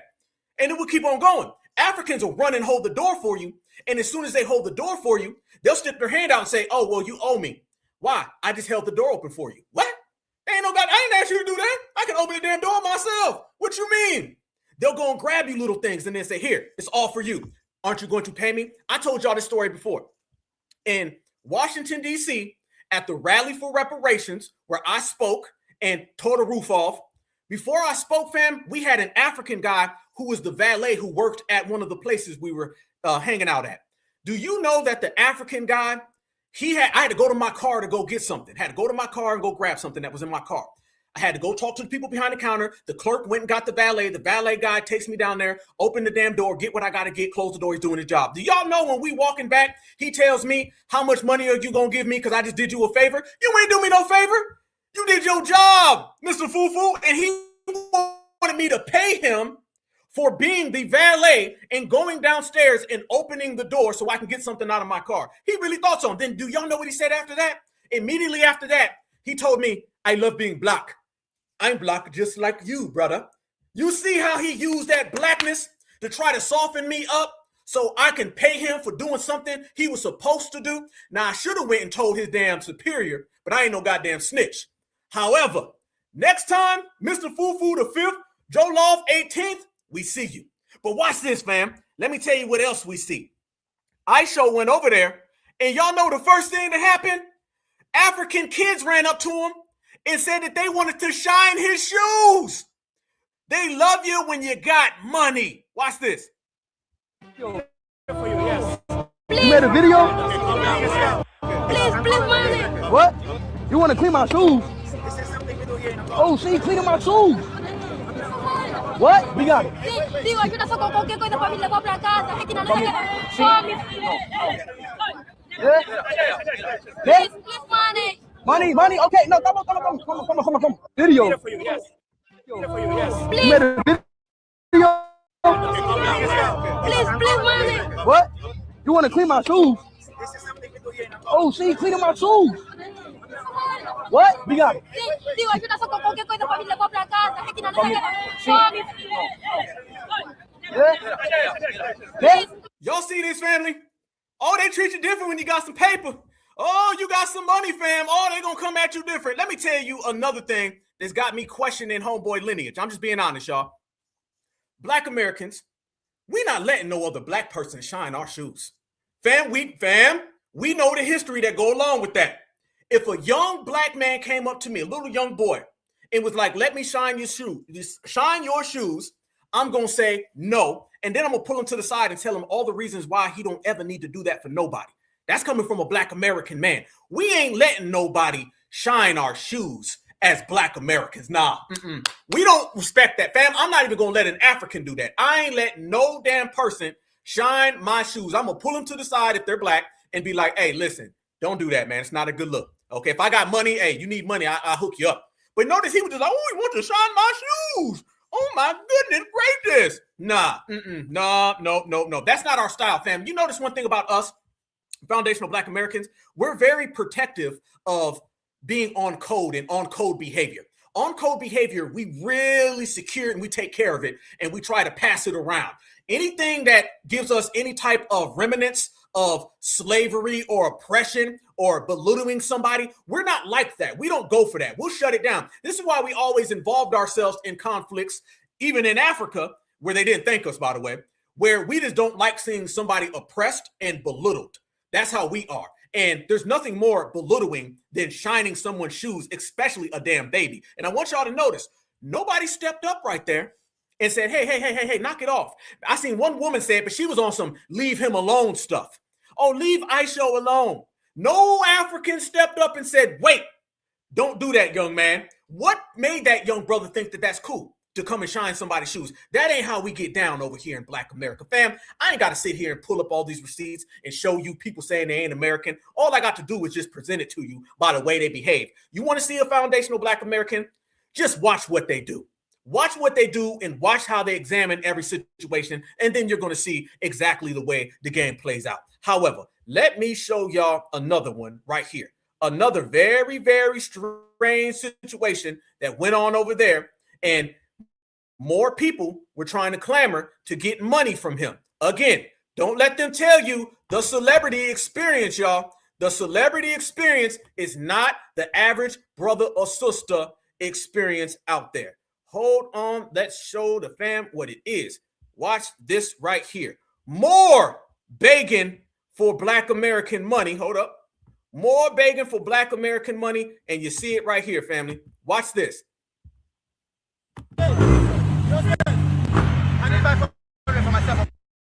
You can't put this chair back. Huh?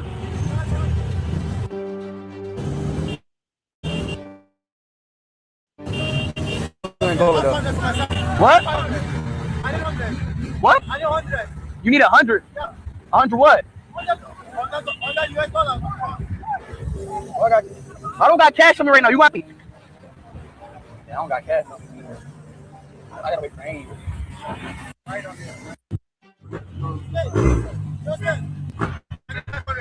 You can't put this. Huh? W and Bolo though. What? Look at that, family. Dude pulling up on him on a damn moped. Grown ass man. So, fam, we went from the child who wants his shoes shine, and now we're seeing the grown man. And here come the grown man over there. I want money. Give me money, please. Give me money. Look at it, fam. Still begging.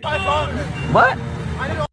Look at him. Look at that. Pulling up on his car. Man, they over there showing love because you got money.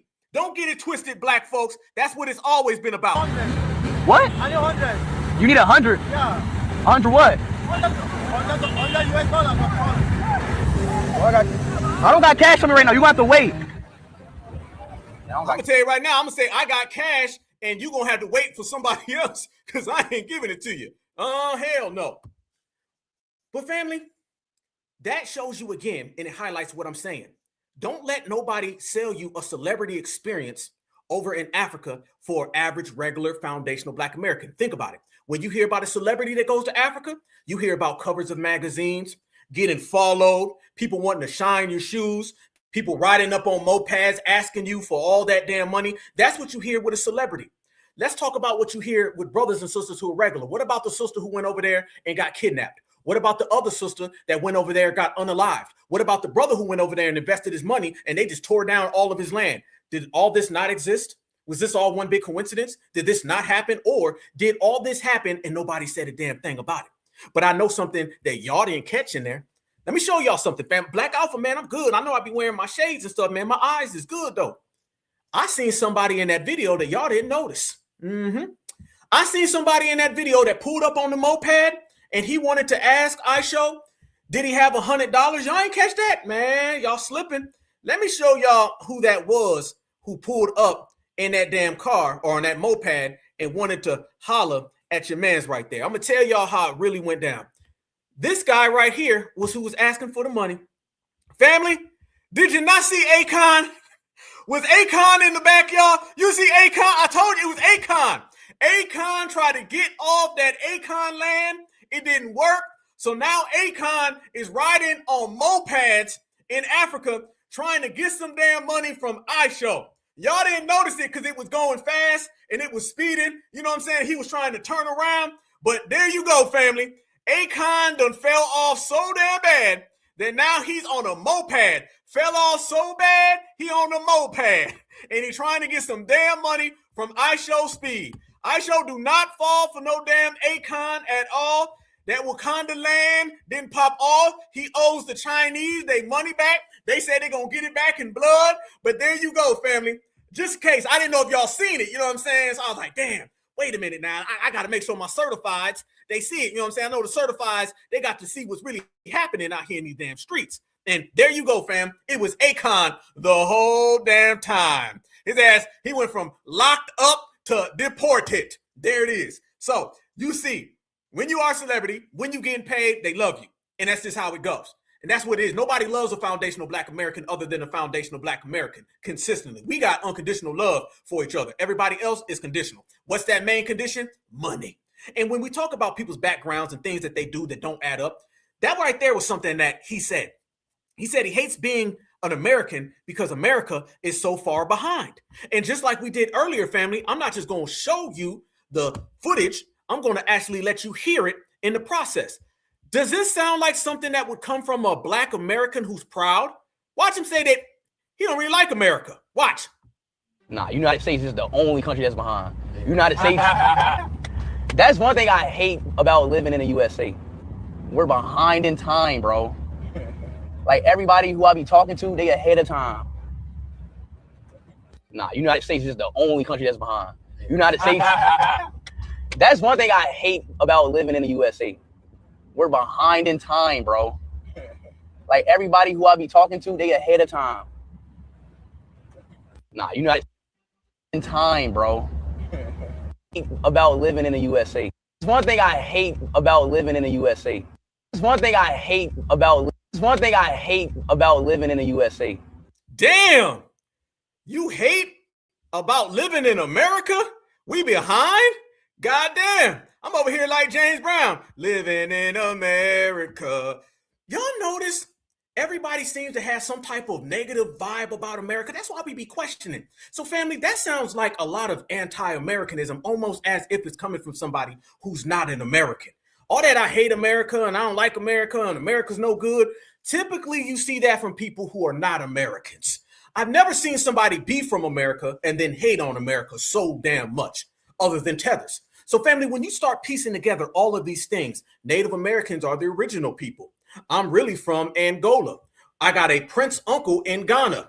I speak Portuguese. I want to tell the white man all the truth, and I hate living in America because America's so far behind. That doesn't sound like a Black American. It damn sure doesn't sound like the Renaissance reparations generation that is littered with FBA pride. I'm not seeing it. That sounds like the Tethers that we hear all the time. That damn near sounds like the Somali scammers.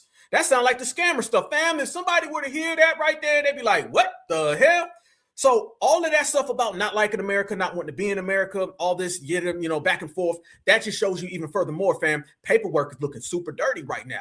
I mean, if we were just running a paperwork check, the paperwork is coming back with a hell of a lot of dirt on it. And it's showing you furthermore some of these lineage people that are running around here with these stories. Brothers and sisters, we've been checking them. We've been checking a lot of these people, and we got to continue to check them because now they're to the point where they're just throwing anybody in front of us and telling us that they're Black Americans. That's what they're doing, fam. They're throwing every and anybody out there, and they're saying that these people are Black Americans, and you know damn well these people are not Black Americans at all, not one piece.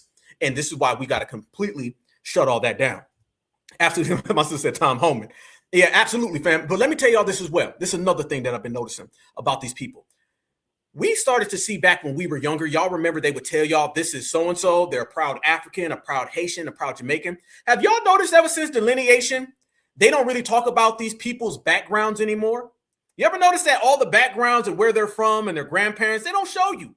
Remember when Obama ran, they were proud to show you Obama's father? You ain't seen Obama's father since. Think about how many times they showed you Obama's father, and then I want you to think about how little you seen Kamala Harris's father.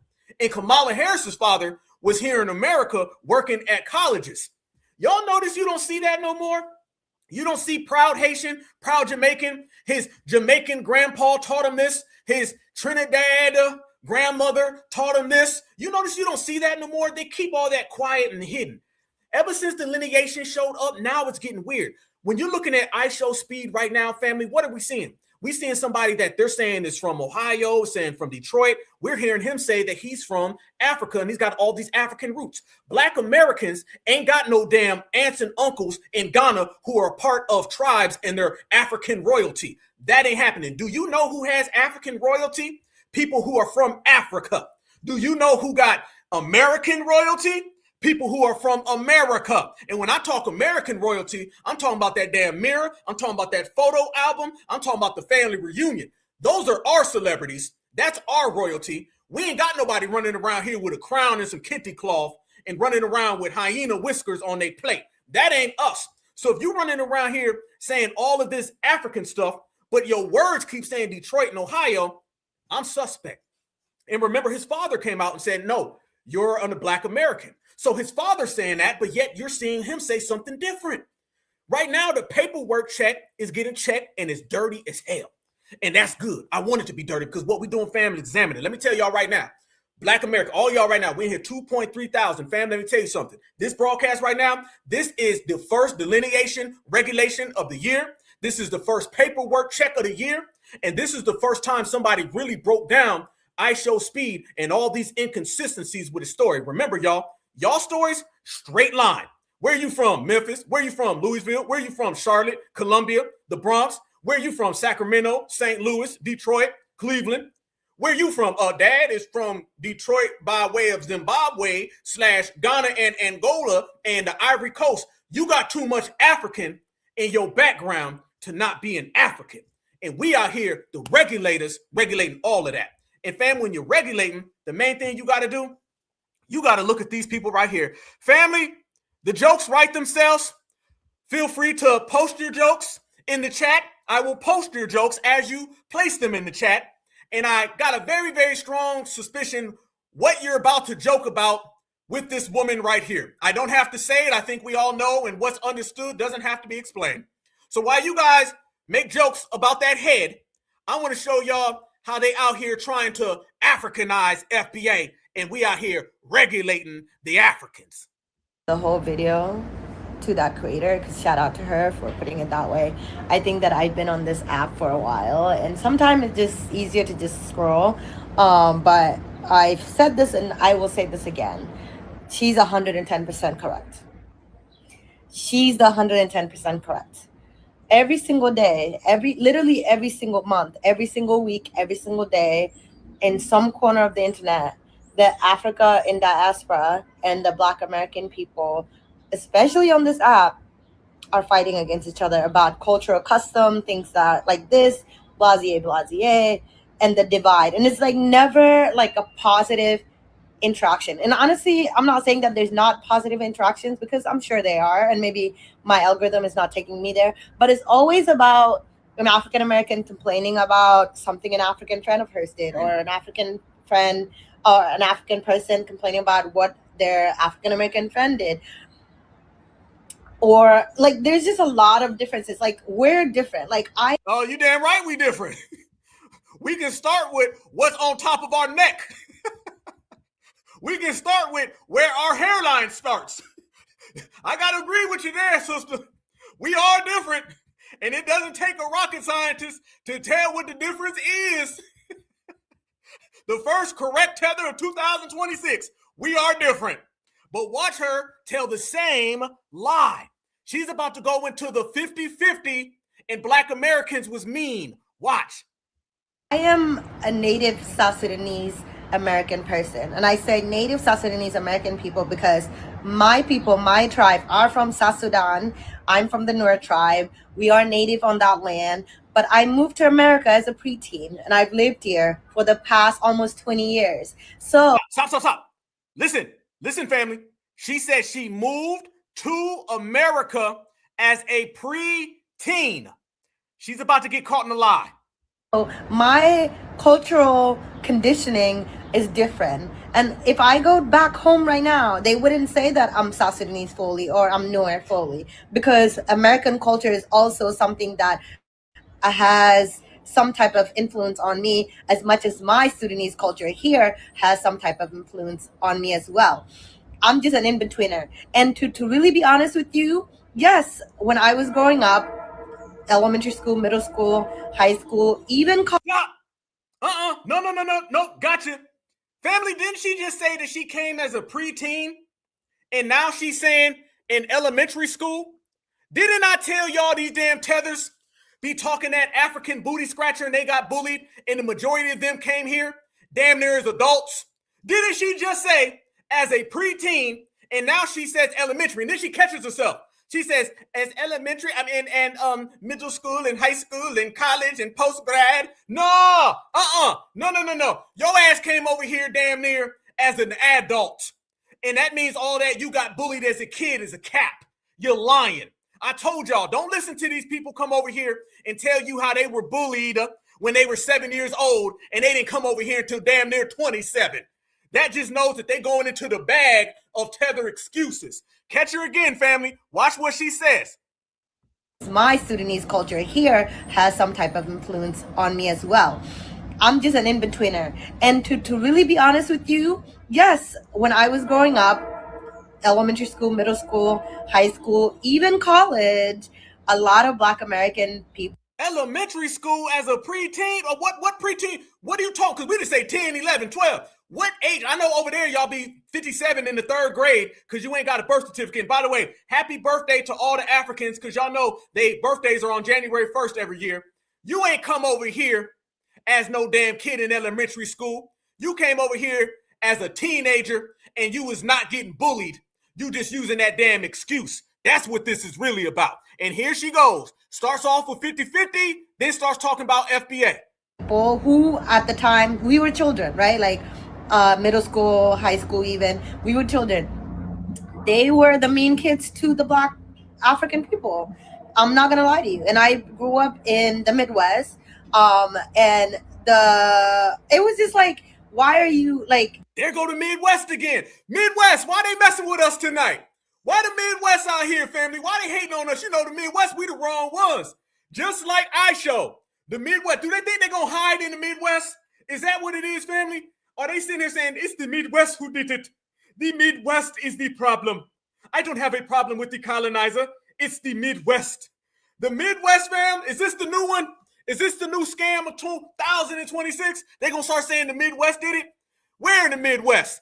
Let me guess. Ohio? Let me see.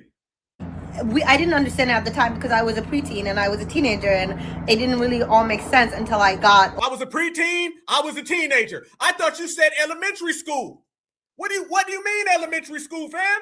What you mean elementary school? The average foundational Black American is out of elementary by the time they become a preteen. By the time you hit about 12, 13, it depends on where. Does middle school start in 5th grade or 6th grade? If it's 5th grade, if it's 6th grade, your ass was not in elementary school in America. You wasn't no damn preteen, 12 years old in the 4th grade. Stop playing.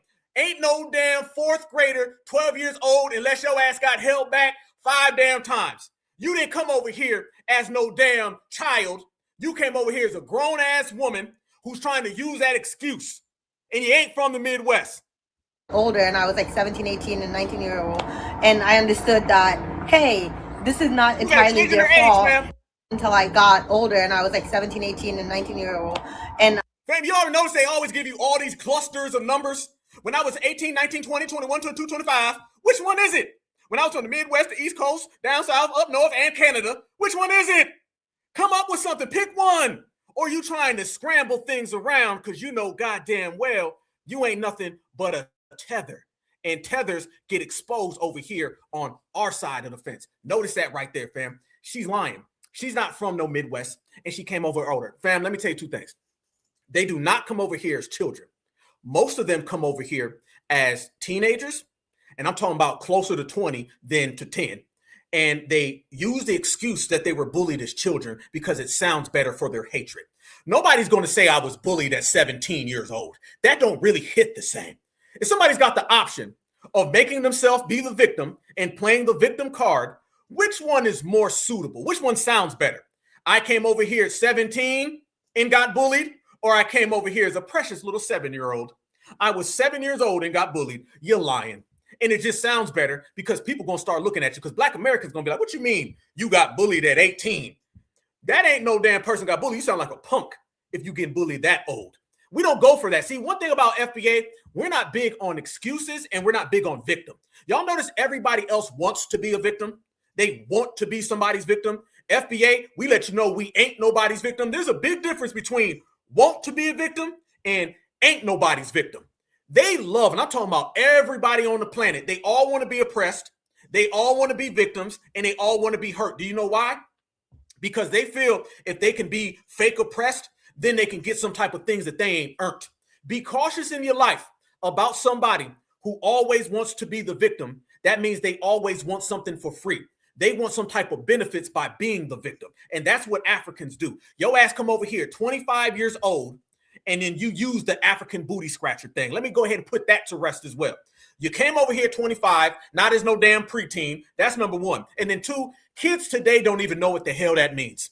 We've been telling them for the longest. Ain't no kid in 2026 who's in elementary school talking about no damn Sally Struthers from 1979. They don't know who the F Sally is. They don't know who the F Struthers is. And they ain't never heard no damn African booty scratcher. You're using an excuse from 1970 on kids in 2026. Didn't I tell y'all they run in the same hustle and scam that they use on our grandparents on us today?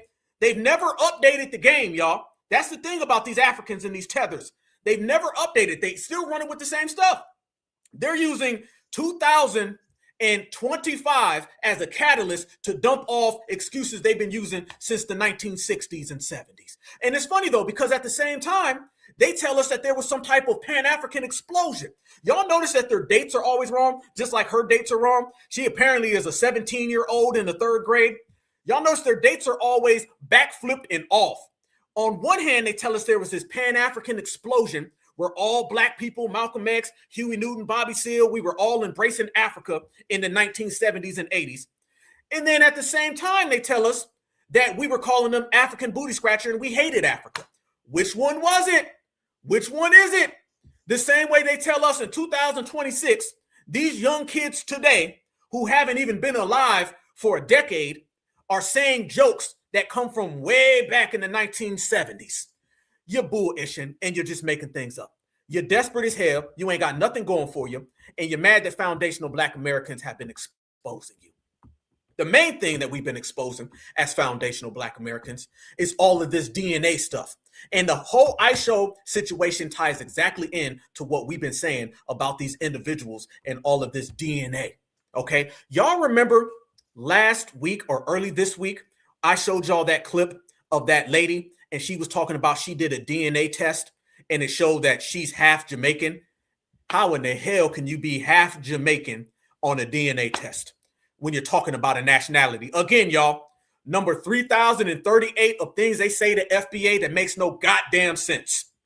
You're out here now saying that DNA is showing nationality. Y'all remember we exposed that woman and we said she's probably getting paid from COINTELPRO. Family, after we exposed her last Tuesday, or this Tuesday that just passed, do y'all know she ran right back to the internet and further confirmed that we know she's a COINTELPRO? Let me tell y'all the story if y'all haven't seen it. A lady says she did her DNA test, found out that she's not Black American. She said she thought she was Black American her whole life.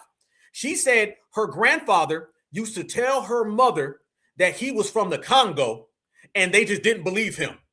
I've never met, again, just like IShowSpeed, I never met nobody from Ohio who's got a Ghana Prince uncle. The same way I've never met somebody who's from Mobile, Alabama, who's from the Congo and Cuba, and they just didn't believe him. Well, anyway, this woman says that she did her DNA test and found out that she's half African and half Jamaican. We still trying to figure out how the hell Jamaican can be on a DNA test when it's a nationality. Well, brothers and sisters seen her and lit her ass up. So she got so mad because she got exposed as the COINTELPRO agent that she went back to TikTok and left a message for all of y'all. Remember this woman right here, y'all? This is her clapback after FBA done destroyed her. Watch this.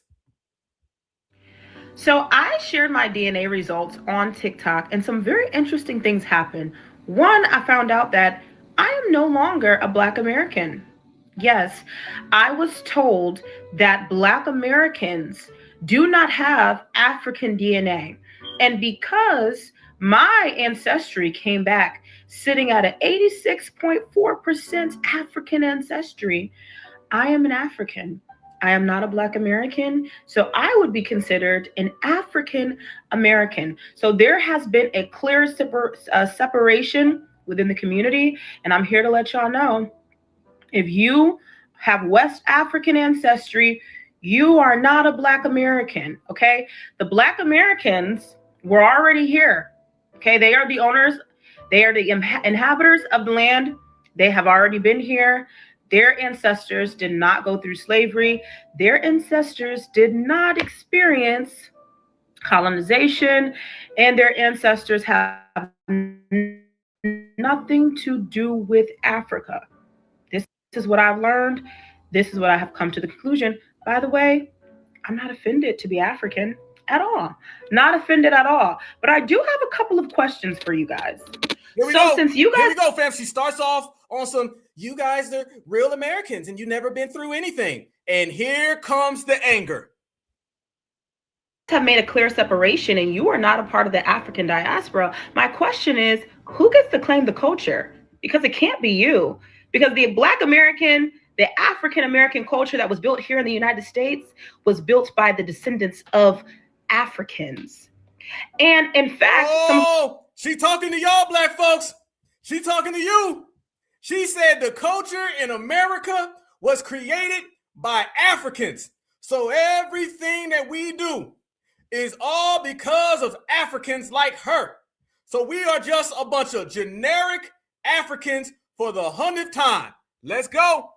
One of our most famous leaders who helped build the culture never made a separation or said that they have nothing to do with Africa. In fact, Frederick Douglass repeatedly referred to Black Americans as the descendants of Africans. W.E. Du Bois referred to us as part of the African diaspora. He centered Africa as the foundation to the Black identity. Marcus Garvey spoke of Black people globally as African people. His entire movement was built on African origin and pride. Malcolm X described Black Americans as Africans in America. Martin Luther King, Sojourner Truth, identified as African.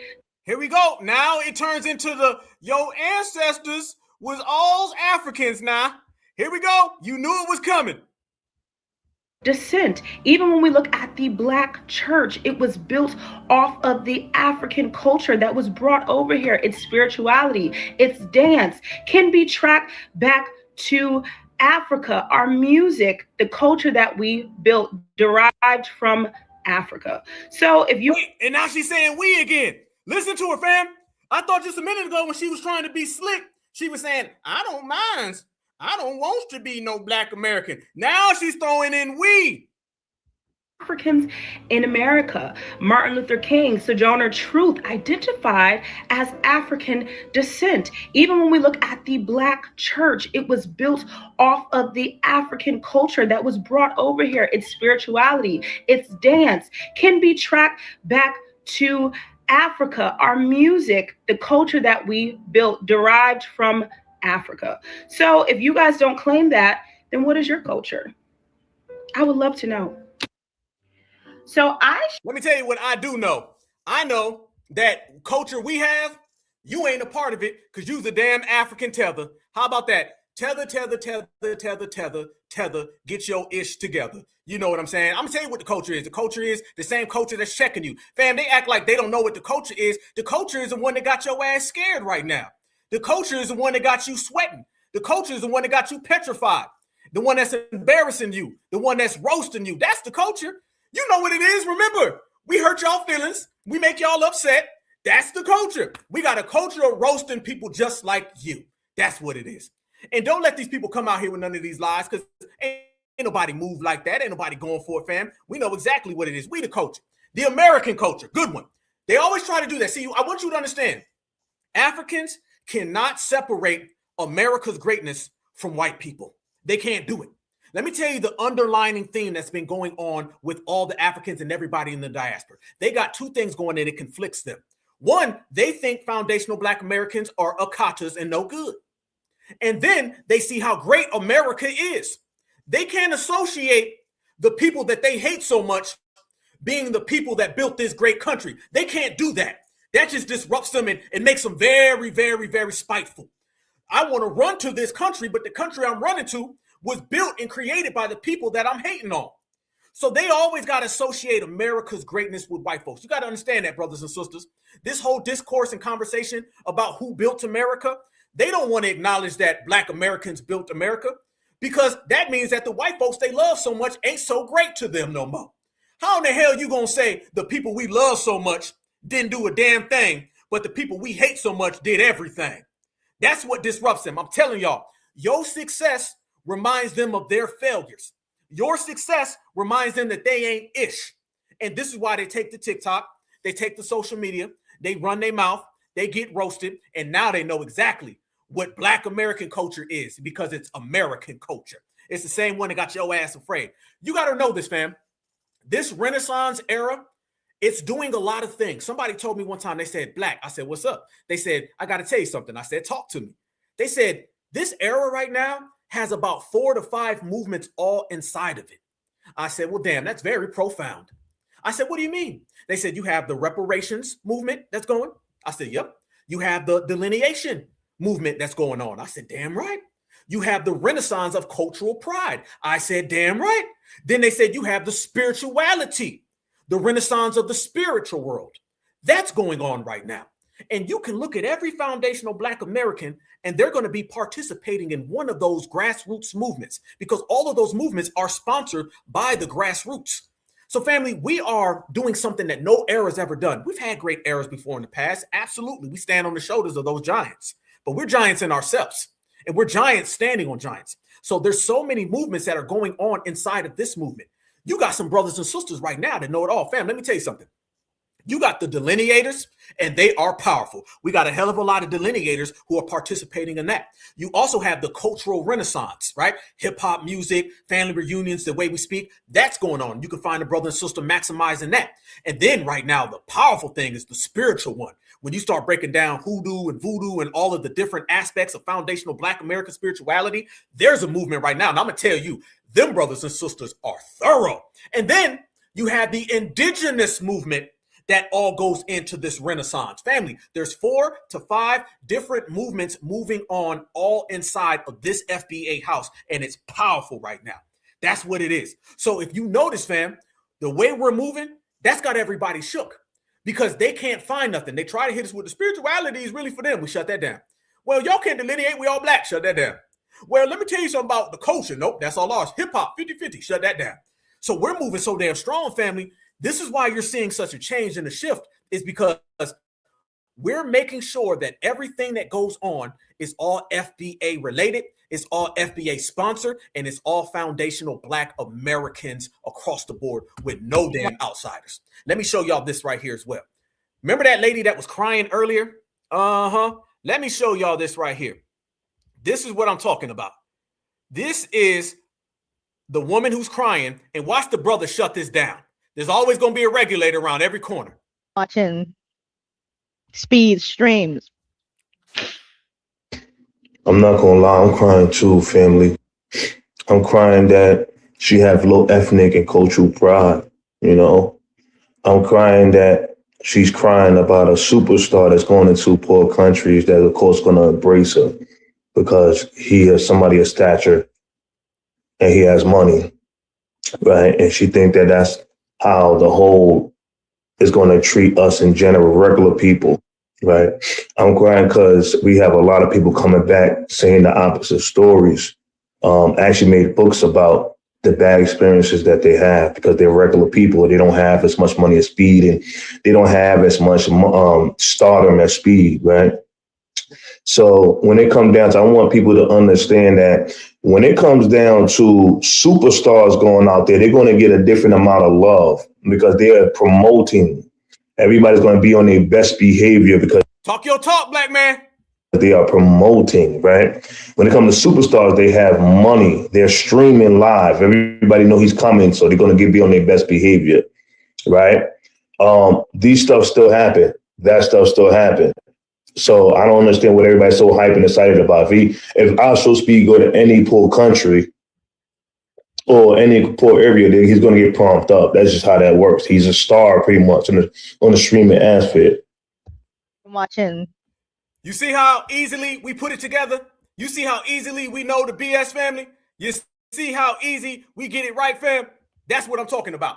There you go. You go over to anywhere as a Black American with money, people are going to try to follow you and get something because we're associated with it. Ain't it funny? Let me tell you what else pisses them off too, fam. They don't like this. They don't like this. They always are worried about foundational Black American money. They're worried about our money when we leave, when we travel abroad. It's, hey, I got 5 napkins for you. Can you give me $100? Hey, I'm on a moped. Can you give me $200? Hey, let me shine your shoes. Can I get $300? I thought we was Akatas, though. I thought we was no good Akatas who can't do nothing and can't build nothing. But why do you associate me with money so damn much? Does it make you mad and upset that every time and everywhere foundational Black Americans show up, all the scammers chase us? Fam, you only going after and trying to scam somebody if you think they got money. You notice again, fam, this is contradiction, aka bullish, number 3052. The fact that they always tell us we ain't got nothing, but yet they're always trying to scam us. How you gonna try to scam somebody that ain't got no money? So what you're really saying is that we know y'all got money, we know y'all paid, and we see new money every time y'all show up, and that burns you, don't it? That burns you, tether man, tether woman. You can't stand when foundational Black Americans go to Jamaica to your resorts, and then you got to wait on us. You hate that, don't you? You don't like the fact that when we land in your airports, everybody follows behind us and gets in line. You can't stand the fact that when you come to the United States, you don't see us living the way that you think. Isn't it funny? They're always talking about how we view them in some type of poverty in Africa. What the hell you view us as? Because y'all come over here and think that we all living in the projects, and then you find out we ain't all living in the projects. And those of us who live in the projects are still living good, better than you. And you ain't living too good in the hood, are you? See, these are the things that the reason why these individuals is broke down and shattered. They can't come up with nothing that can combat what I just said. You come over here with your thoughts and what you believe, and then you find out it ain't as sweet as it was. And FBA's always been on top. And family, when I tell you on top, we have to be careful. We got to be very careful because you got a lot of these tethers out there in disguise, and they're running around here, again, perpetrating the fraud like they're doing something that we know isn't accurate. They always come out here with the, we needs to do better. We need to get everything in order. We need to work on this and work on that. But in reality, family, they know the play because it's a play that they've been trying to use for a long damn time. A long time. Let me say this. They've always wanted foundational Black American money. They've always wanted foundational Black American money. Our money has always been the number one thing to these people. And they'll come out and try to say anything they can to steal from foundational Black Americans. And they don't like the fact that now in this era, we're just not letting anybody take. There used to be a take relationship. Now it's a hell no, no, no relationship. And that's what's pissing everybody off. Y'all remember this tether man right here? Oh, this man's super tether, right? Look at this right here, fam. This guy is also trying to proclaim and declare IShowSpeed as some type of elevator that saved the diaspora. Watch this. IShowSpeed gets it. He understands that he is exactly where he's supposed to be. That's where he's supposed to be. To the rest of y'all, we are done with y'all. We are done. This is your last day. We are not taking y'all in 2026. FBA, this is your last day, okay? It's our last day, fam. He said it's over. He said it's a wrap for us. He said it's up. He said that they have clean house, family. That's what he just said. He said tethers are done for. IShowSpeed done saved the day for the tethers. IShowSpeed, we are going to show the world what Africa is about. We ain't got time for whatever that was. We don't care about that. IShowSpeed gets it. He understands that he is exactly where he's supposed to be. That's where he's supposed to be. To the rest of y'all, we are done with y'all. We are done. This is your last day. We are not taking y'all in 2026. FBA, this is your last day, okay? We got IShowSpeed. We are going to show the world what Africa is about. We ain't got time for what. Uh-oh. That's what it is, fam. They said that's what it's hitting for. They said that's how it's going to be. The tether man has spoken. He said it's a wrap. They are taking over one day at a time. So do you see, brothers and sisters, how they're trying to finesse this situation? Notice that this situation turned into exactly what we knew it was going to turn into. It turned into some type of yeah. You ain't lying. He skittles bag like a mug. FBA. Now you worrying about GAY is what you worried about. But this is what they've been trying to run on us for a long time. And like we just said, fam, it ain't working. It ain't working because really there's no way to go with it. You can see how the condition of Africa ain't what they tell us. He said they done with FBA and all of that, family. Can I tell y'all, or better yet, can I show y'all what is really going on in Africa that Africans don't want to talk about? I'm going to tell y'all what they don't want to talk about. And I'm not just going to tell you directly like this. I'm going to show you satellites. Family, every night, for all the Africans who be like, oh, we live good. You niggas don't live good at all. Family, I'll let the satellites tell you. That right there is the satellite feed of Africa every night. And then right there on top, you see Europe every night. That is what's going on in Africa, family. For everybody who tells you how great they're living over there, how much they got it good, how much they got it made, that right there. Don't get mad at FBA who talks about your electricity over there. Don't get mad at FBA who calls it out. Be mad at yourself, okay? That's what it is. And by the way, the person who posted this, known tether, right there, typical African. This ain't like it's coming from no FBA. Absolutely. No power, no lights. Why are you worrying about me? You ain't got no light. What else you ain't got? God damn. That's a hell of a lot of no gots. Yo, no gots is pissing me off.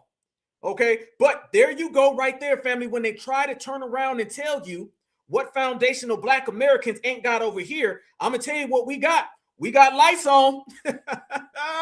We got a hell of a lot of lights.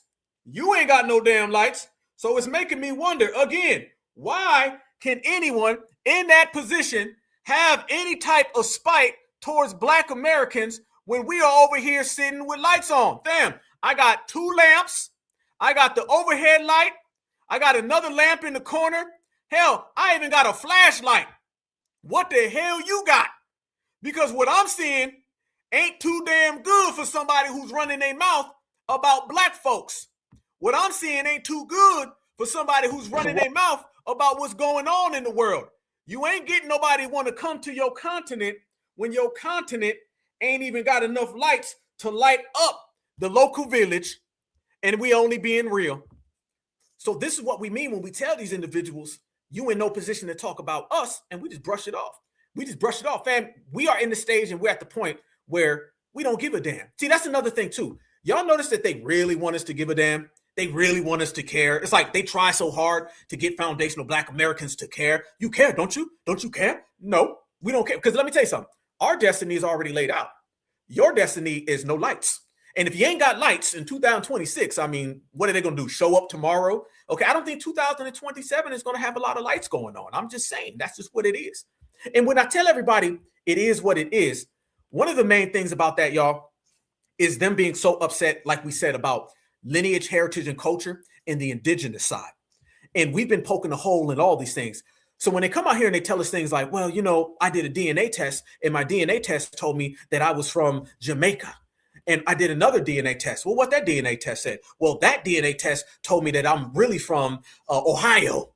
Notice that we've always side-eye these DNA tests. And we right here on Black Alpha Network been breaking it down. Because I remember Paul Mooney said it a long time ago. Paul Mooney said DNA was supposed to enslave Black folks, and it ended up freeing Black folks. Shout out and rest in peace to Paul Mooney. And I'm going to tell you why we've been shutting all that down and we don't go for none of that. If you notice, oh, by the way, yeah, all the lights going on, I think, I try to be funny. Appreciate you. All the lights going on, it's really funny when you're saying facts too. That's one thing for certain. But the lights that you see in Africa, those are typically by the people who are living good in Africa. Because you want to talk about classism. Nobody has more classism than Africa. No. They have classism. That's why they love in IShowSpeed's, so they can get in some of that money so they can live good. Do y'all know? A lot of people don't know this. Do you know when we talk about the Chinese are over there building Africa? Do you know that the Chinese are not building things that all Africans have access to? No. Chinese are building Africa. But Chinese are building things in Africa that only the top 1% of Africans have access to even using and utilizing. Yeah, the Chinese are building bridges over in Africa. Yes, they are. Bridges for rich Africans. The Chinese are building hotels. Yep, hotels for rich Africans. The Chinese are building airports. And those aren't for rich or poor Africans. They're for other Chinese people. There's this notion that when we say the colonizers over there building Africa, they're building for Africans. They're building for their top partners that represent 1% of the African population. They're not building things for all of Africans to get access to.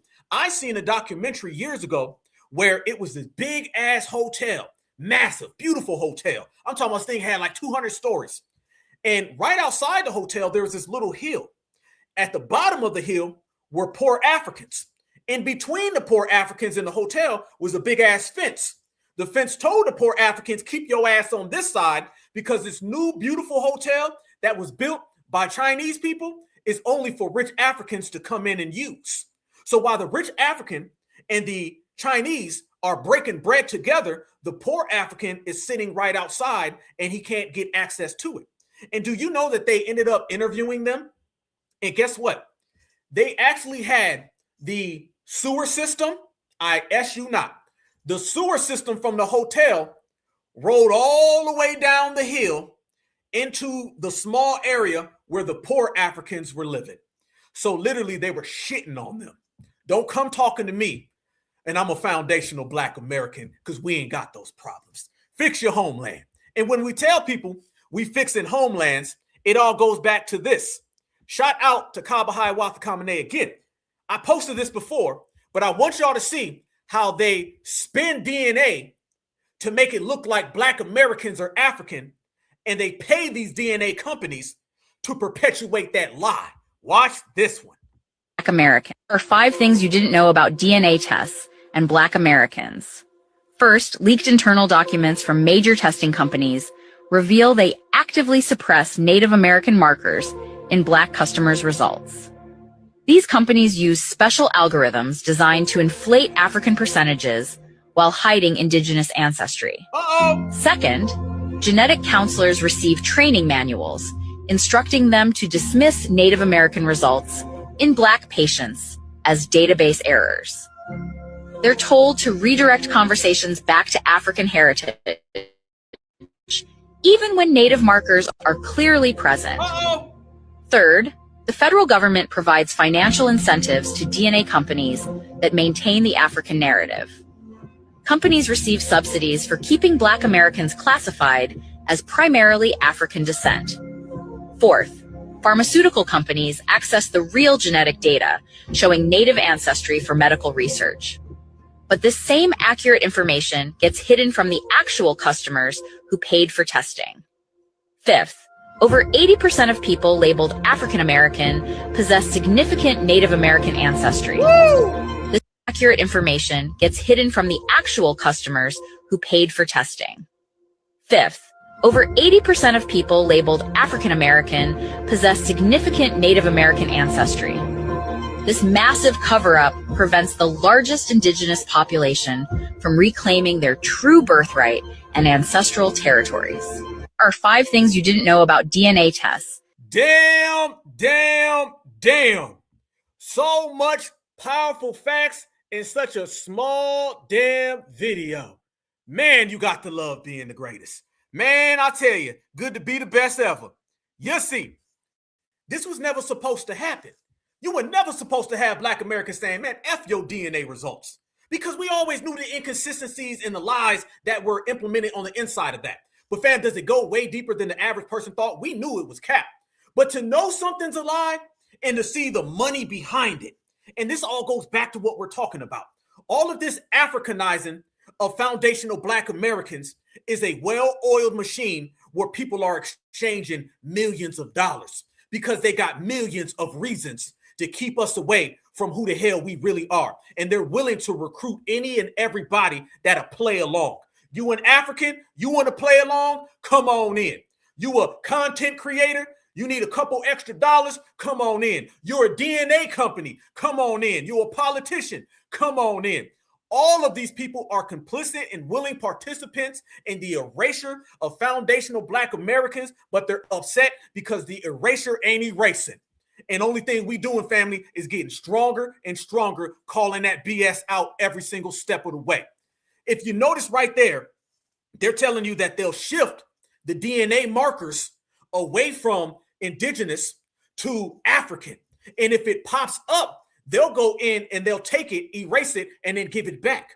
Then you start to see how many people at the very top of this pyramid are involved in it. Fam, that right there alone is a multi-million-dollar apparatus to get us away from the indigenous status. That's beyond your little BS tethers. That's beyond your little $2 tontos. That go up to high levels. People done exchange some briefcases to get that across, and then we smacking all that down. I told you, FBA facts reign supreme and prevail over everyone.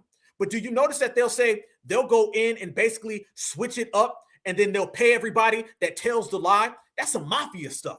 And the main thing that you've been noticing is the indigenous markers. Now, I want to ask you the question, brothers and sisters, what do they mean? An indigenous marker? Who? The main thing about that right there was to suppress not just who are the indigenous people, but what the indigenous markers look like. Because I'm going to tell you now, you have 2 people, foundational Black Americans, indigenous, and our DNA markers that are indigenous to this landmass. Then you have $2 Tonto, and his markers go all the way back to Asia. So when they sit there and tell you that they're suppressing the DNA markers of the indigenous people, that's so it's never accepted that the DNA markers that you find in us, you'll find in them. That rewrites the whole platform on what indigenous really is. They've not only been hiding the information from us, they've also been hiding the fact that those DNA markers have to be erased. Because right now, they'll try to tell you the DNA markers are Native American $2 Tontos. When you come to find out, no, we got DNA markers that predate all that, and we can pinpoint and locate those DNA markers. When you find out that the DNA markers come back to us, then the game is wrapped up. So they're not only trying to hide our connection to them, they're also trying to keep that stuff quiet. And guess what? It's loud and proud. You leave it up to me. I'm loud as hell anyway. I'm going to say it for the world to hear. And then when you look at this, fam, we always knew it was funny because you'll see somebody and they'll say, well, I came back half African, half European, half Native American. Y'all remember hearing them stories? Well, I've got Native American in me. People who weren't us were saying that. And I used to always ask this question. What is the Native American marker? What is the Native American marker? Are you telling me that the Native American, the $2 Tonto, are you telling me that he has his own racial marker? So when you talk about an Asian, you talk about an African, you talk about a European, those right there are their own racial identities, and so is Native American. A Native American is supposed to be a mixed race. Are you telling me it's not a mixed race? How come you don't ever hear them about their DNA tests and their DNA results? Their DNA results don't come back to here. Your DNA results are going to go back to Asia. So really, you're part of the Asian marker. Back to what I just told you.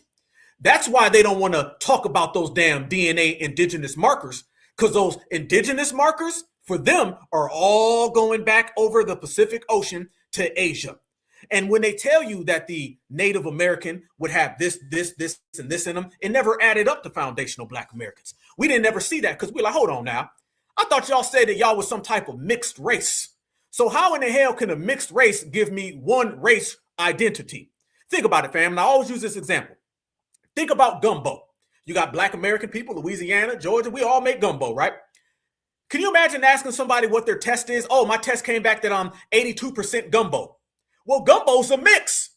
So how in the hell can a mix come back as one? No, you would tell me you put this ingredient, this ingredient, this ingredient. Anytime something is a mix, you get told what the ingredients are that make the mix.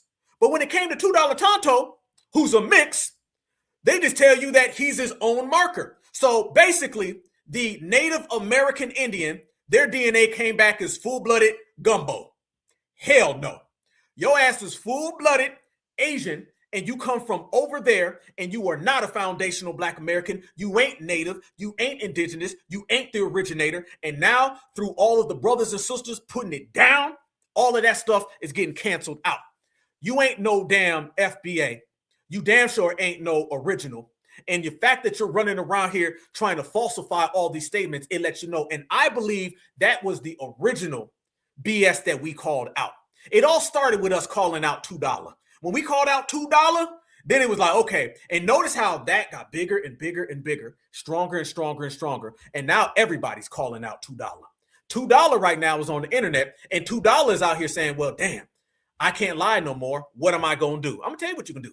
You can take your ass right on back to your cousins in Siberia because they waiting on you. Never trust somebody that's running around here trying to say that he's somewhere else. Absolutely. A lot of them DNAs, they out there, them companies starting to file for bankruptcy because they can't eat off of foundational Black Americans. No. But you notice this, fam, when you look at our DNA markers, those indigenous markers that this video just said they're hiding, do y'all know those markers you can find present in the South? You can find present on the West Coast. You can find present in the Midwest. You can find present on the East Coast. Those DNA markers from $2, you can't find them anywhere around here. So who's the real indigenous? I got you. And what we also have to do, family, we got to start watching this and these people who've been running around here. This kid is in a conversation. This is delineation. I've been wanting to show y'all this video for months. This young man right here is talking to these other kids. This is a people of color conversation, okay? I want y'all to see right here. This boy is talking about how he's an American, and he starts talking about his people built America. And then we found out this kid is an African. This is why Black folks always raise your kids to be on code certified so they know who they are. Now you got African kids in schools, and African kids in school are pretending to be Black Americans. You want to see what one of these second or third generation tethers talk? Watch this right here, family. Here we go. Much appreciate my sister trying to cook. I'm just trying. Let's go. Watch this right here, brothers and sisters. This kid is acting like he's a Black American. I heard he's from Angola as well. Watch this. And he can't talk the way our brothers and sisters talk. I'm so sorry for you. You been to Africa before? No. Okay then. You going there? No. You can't, can you? I'm not even from Africa. I'm not even from Africa, bro. I'm from America. Are you kidding? No, bro. Like, actually, I'm from America. I'm a patriot. I am too. No, you're not. You're an Indian. Okay, but I'm from America. What's your last name? What is that gonna do? What's your last name? What is that gonna do? I'm American. No, you're not. You're I'm more Indian. American. No, you're not. You're not more American than me. I've been living in this country since 2008. None of y'all. I've been living in this country since 2008. This is the first generation tether, family. Watch this. Listen, I'm a red, white, and blue-blooded American, and no white person is going to tell me that I'm not American. Okay, well, I'm at least one of the black people that founded this country, buddy. What black person founded this country? You dumbass bitch. Martin Luther King, nigga, read history book. Are you? Whoa! He said. I'm so what? What? You see how these tether children can't articulate foundational Black American talking points? I'm gonna tell you right now, I don't know how old that boy is. He might be 13, 14. I got some 13 and 14-year-old FBA brothers that have lit that whole goddamn classroom up. And I got some sisters that have lit that damn classroom up. Did they just say, my people built America, and they said who? And he said Martin Luther King? That kid ain't no damn FBA. But listen how he was using FBA talking points. We built this country. We are from America. Who? Martin Luther King. This is why we don't need tethers talking for us who are in their 40s, in their 50s, in their 20s, in their teens, who are kids. If you're not FBA, don't talk for foundational Black Americans. Sorry for you. You been to Africa before? No. Okay then. You going there? Playing around. You can't. Look at Fat. He joking. Look how he's playing, and look how the other kids are calling him the B word. This ain't nothing but a damn African. When I first saw this, people were saying, don't get it twisted. That kid is a second or third generation tether. That right there, fam, he joking around, and he's letting them W's and them damn Mexicans cuss him out. I'm not even from Africa. I'm not even from Africa, bro. I'm from America. Are you here? No, bro. Like, actually, I'm from America. I'm a patriot. I am too. No, you're not. You're an Indian. Okay, but I'm from America. What's your last name? What is that gonna do? What's your last name? What is that gonna do? I'm American. No, you're not. You're I'm more Indian. American. No, you're not. You're not more American than me. I've been living in this country since 2008. None of y'all. Listen, I'm a red, white, and blue-blooded American, and no white person is going to tell me that I'm not. Been in this country since 2008. Okay, well, I'm at least one of the black people that founded this country, buddy. What black person founded this country? You dumbass bitch. Martin Luther King, nigga, read history book. Are you? Whoa! He said. I'm so. Hell no. Get these damn tether kids up out of here. Somebody, Tom Homan, please off rip. Y'all notice the way his last name is Fufu? Y'all notice the fact that he was just getting talked reckless to, wasn't he? He's, I'm just in there. My people built this country. And the kid called him a B word. You know, it would have been up. Brothers, sisters, y'all know if that was a Black American kid, you ain't calling them the B word. That ain't happening. You sitting there letting them call you the B word.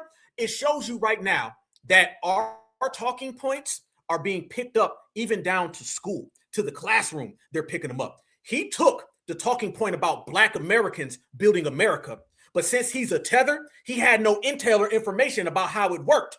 So basically, he went to what all tethers go to. He went to tether default mode, and he just said Martin Luther King. That's all he knows. That's all he knows, fam. You know damn well. If that was a Black American child, 13, 14 years old, they would have started breaking it down. You got him on TikTok. He would have been like, oh, my people built this country. Hell yeah, we did this, we did this, we did this. The tether kid, he just sits there and says, what do you mean? Call me the B word. I'll be a B word. Yep, I'm a big tether B word. And Martin Luther King built America. And then he giggled his way out. So it shows you right then and there, family. They're hearing what we say, but we can't allow even the tethers to have their young kids start pushing that, because then it'll turn into we all Black and who really built America. You ain't built America, and your tether parents need to go ahead and shut that one up and sit that one down. This is what happens when you're dealing with these tethers who are all over the damn place, fam. That was the tether kid. And this is why we be saying, you got to watch these folks. You got to watch them very carefully, fam, because them tether kids, they'll start running that game too now. They'll start, fam, I'm just being real. Who you think taught that little boy to go shine somebody's shoes who's from America? You know that little kid don't be shining nobody's shoes who's from Africa unless they look like they got money. This stuff be in their kids at a young age. Remember just the other day, we showed that video and they had the kids out there saying, thank you, Trump. Thanks for bombing Nigeria. They be out there putting that type of mentality into their kids. And right there, that was the tether version of it here in America. So certified salute to all of our young foundational Black Americans. As a matter of fact, on Instagram, I got a young brother who hit me up. He might be like 19 or something. And he was like, yo, Black Alpha, I'll be rocking with you. You so good. And I was watching dude stuff on code. on code young man that knows exactly. I'm telling you, our kids is hitting way different than those kids because we way different than them. And let me tell you how different FBA is and how FBA has always been different. Fam, they could come around here and they could talk all that talk, but they not like us. They not like us and they will never be like us. How do you know they're not like us, family? It's because haven't we been telling everybody that Africa is about to go through one of the worst periods ever? I've been saying it. Nobody wanted to hear it. All the Pan-Africans were scared. I've been telling my brothers and sisters, don't listen to these people telling you to invest in Africa. Everything that you see going on right now, family, with IShowSpeed, this is nothing more than a come to Africa and give us your money, okay? That's all it is. This is a play. I want you to look at every single person who talks that African talk on Black Americans as somebody who's just trying to get us to walk off of a cliff. Let me tell you something that the great Dr. Martin Luther King Jr. said. Y'all know exactly what it is. Dr. Martin Luther King Jr. said he believed that he integrated his people into a burning house. Y'all remember that? That's what Pan-Africanism is. Only difference is Dr. Martin Luther King realized the error and then he pivoted off of that, and that's why they took him out. Remember, y'all, they didn't start really coming after Dr. Martin Luther King heavy until he started taking it global. Now, when you're dealing with Pan-Africans, they are purposely trying to get us into a burning house. I use a different term. Pan-Africans are trying to get Black Americans to walk off of a cliff, okay? And this is why it's essential that we go in. Somebody wrote me earlier. I'm going to put up a little tweet earlier too, the little homeboy. Somebody was like, why you talk about Africans, Black Alpha? Because Africans are trying to take away from my lineage, heritage, and culture, and that puts them on the op list, and I don't give a damn. It could be Africans, Mexicans, it could be Mayo, Miracle Whip. Anybody who gets in the way of us has a problem. So they've been trying to do that to us, and I want everybody to know, I've been telling people in Africa that these individuals who come over here, they don't send people who rock with us. And then Africans say, oh, no, nigga, we send the best to you, niggas. You know it. You know it. The difference is now, Africa is telling the same lies before. Doesn't every single week, fam, you got somebody that comes out and they start telling us how great Africa is and it's all good. Watch this right here. One of the streamers, since we're talking about streamers, he's a Nigerian from the UK. He goes over to a hotel in Nigeria, and guess what, family? They start trying to rob him. Let me show you this. This brother right here, he's a Nigerian from the UK. Soon as he got over there, family, they started to try to steal from him. Day one in Nigeria gone wrong. This is how they treat other Nigerians. You are the one that break the bed. I was the one. And you are going to I just came. We just came in. I just checked in today. I just checked in today. Everything was in good condition. How's everything in good condition? I just checked in today. Your bed is broken. You're telling me. It wasn't like that when you check in. How? Okay, it was okay. It wasn't like that when Look at your pillowcase. Look at your pillowcase. Look at your pillowcase. I just came from the UK. From the UK today. Everything was in good condition. How was it good condition? I just came from the UK today. I have proof. I just came from the UK today. I was already complaining when it was stuff like this. He checked everything. Okay, but how is he going to know that a bed is broken? Is he going to lie in the bed? I didn't mean that if you notice that the bed was. I haven't lied on the bed. You're supposed to. Okay, are you going to lie down in the bed to know if the bed is broken? Good condition. You are the one that break the bed. I was the one. I just came. Are you okay? Oh, it's not even. Look at that, fam. Look how left that went real quick. Look how left it went. Bed is broken. Is he going to lie in the bed? I didn't mean that if you notice that the bed was. I haven't lied on the bed. You're supposed to. Okay, are you going to lie down in the bed to know if the bed is broken? Good condition. You are the one that break the bed. I was the one. I just came. Are you okay? Oh, it's not even been 5 minutes. I checked into my apartment at literally 11 o'clock p.m. I complained to the agency, yo, my bed is broken, and he's already trying to find me. Like, bro, it's not making sense, bro. I want my refund. He said, you're trying to get a refund. I'm like, yeah, I'm trying to get a refund because the bed is broken and the place is not clean. I don't understand. What kind of stupid apartment is this? It's not even making sense. You are the one that break the bed. I was doing. Yep, I'm gonna tell you what it is. They said they see your money and it's a wrap. There you go, family. They seen it. They said, "Give me your goddamn money. Give me your money." Yep. I think that was a Nigerian British, a Nigerian Brit who went back to Nigeria, and they was already trying to scam him as soon as he got there. Oh yeah, his whole stuff was full. Yeah, it looked like they done put them damn paws on him. My sister Ty said the best: African and Africa crime. African in Africa crime. Good one. Absolutely. Yep. Yeah, sound like a personal issue. Absolutely. Hey, we done seen ourselves all the way out. See, if we were running around here talking about we're part of the diaspora, then we would all be associated with that. And the fact that we're saying we're not, what that girl said earlier, the person who found out they was Jamaican on DNA, you know what I'm saying? That dusty ass tethered woman, what she said, since y'all say y'all not a part of the diaspora, goddamn right we ain't. Black Americans are not a part of the diaspora. This is something that's really starting to get pushed, right? Because we've already said we're not African, we've delineated. But what we've done, fam, we done took it to another level. Yeah, they done ran his pockets right off the plane. You ain't lying. One of the things that we've been doing is we've been telling everybody that we, as foundational Black Americans, we are not a part of any of the stuff y'all got going on. Your African on African crime, your Caribbean on African crime, whatever crime y'all got going, a hell of a lot of them. Y'all are the main ones who have to deal with it. We're not part of the diaspora, because that's just another term, fam, to put us in on something that ain't got nothing to do with foundational Black Americans. Yeah, them is his people. Yep, he went right back over there and they was already pressing him. They was like, get him, got him, boom. You feel me? So we have separated ourselves completely. 2026 and beyond, and I always put beyond because it don't stop. Ain't no U-turns, fam. We have let it be known that if you want to be a foundational Black American, you got to be around foundational Black Americans. All this tie-ins to everybody else, nope. It's not our problem. No, it feels good to say it's not my problem either. Because remember, a lot of other people's problems used to be our problems until we said, nope, it's not our problem no more. We ain't a part of the diaspora at all. And what is the diaspora, really? Think about this, fam. We were tied into a bunch of groups that made literally no sense at all. I'm talking about like no sense. You're a part of the diaspora.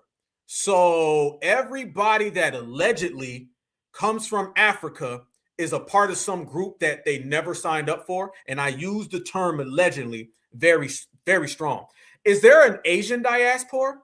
So people from Cambodia, Laos, Vietnam, people from Japan, people from China, from the Philippines, are they a part of an Asian diaspora where they're all connected to each other and all got to hang out with each other? Because I'm looking at Asian TikTok right now. They're fighting left and right. It doesn't see it. Is there a European diaspora where all people of European descent all hang out and get along and they all rock with each other? So somebody who's from Belgium gets together with somebody from Alabama. Is there a diaspora for them too? I mean, are we the only ones who are part of a diaspora? What about people of color?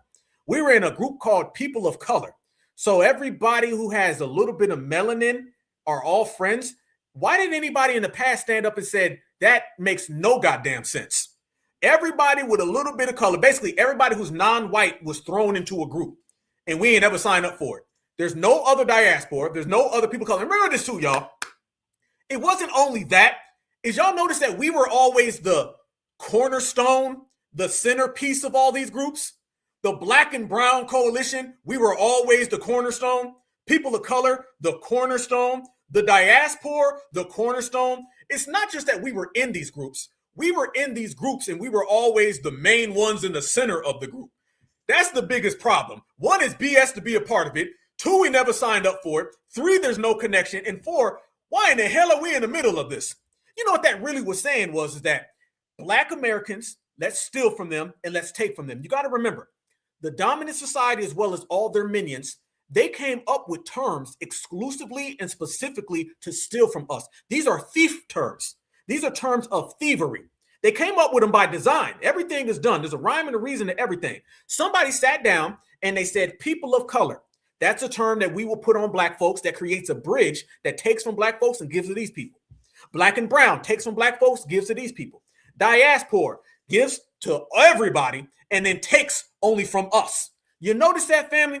That's what they've been doing with these terms. These terms were created specifically and designed specifically to create bridges to take away from us, not a bridge of communication or help or anything. And another thing that you've seen, people of color never did nothing for us. Black and brown never did nothing for us. I'm talking about politically, socially, physically, mentally, spiritually. It never did anything. They were only terms by paper that were designed. I'm telling you, they sat down and came up with words to strip things away from us. You know another one they came up with?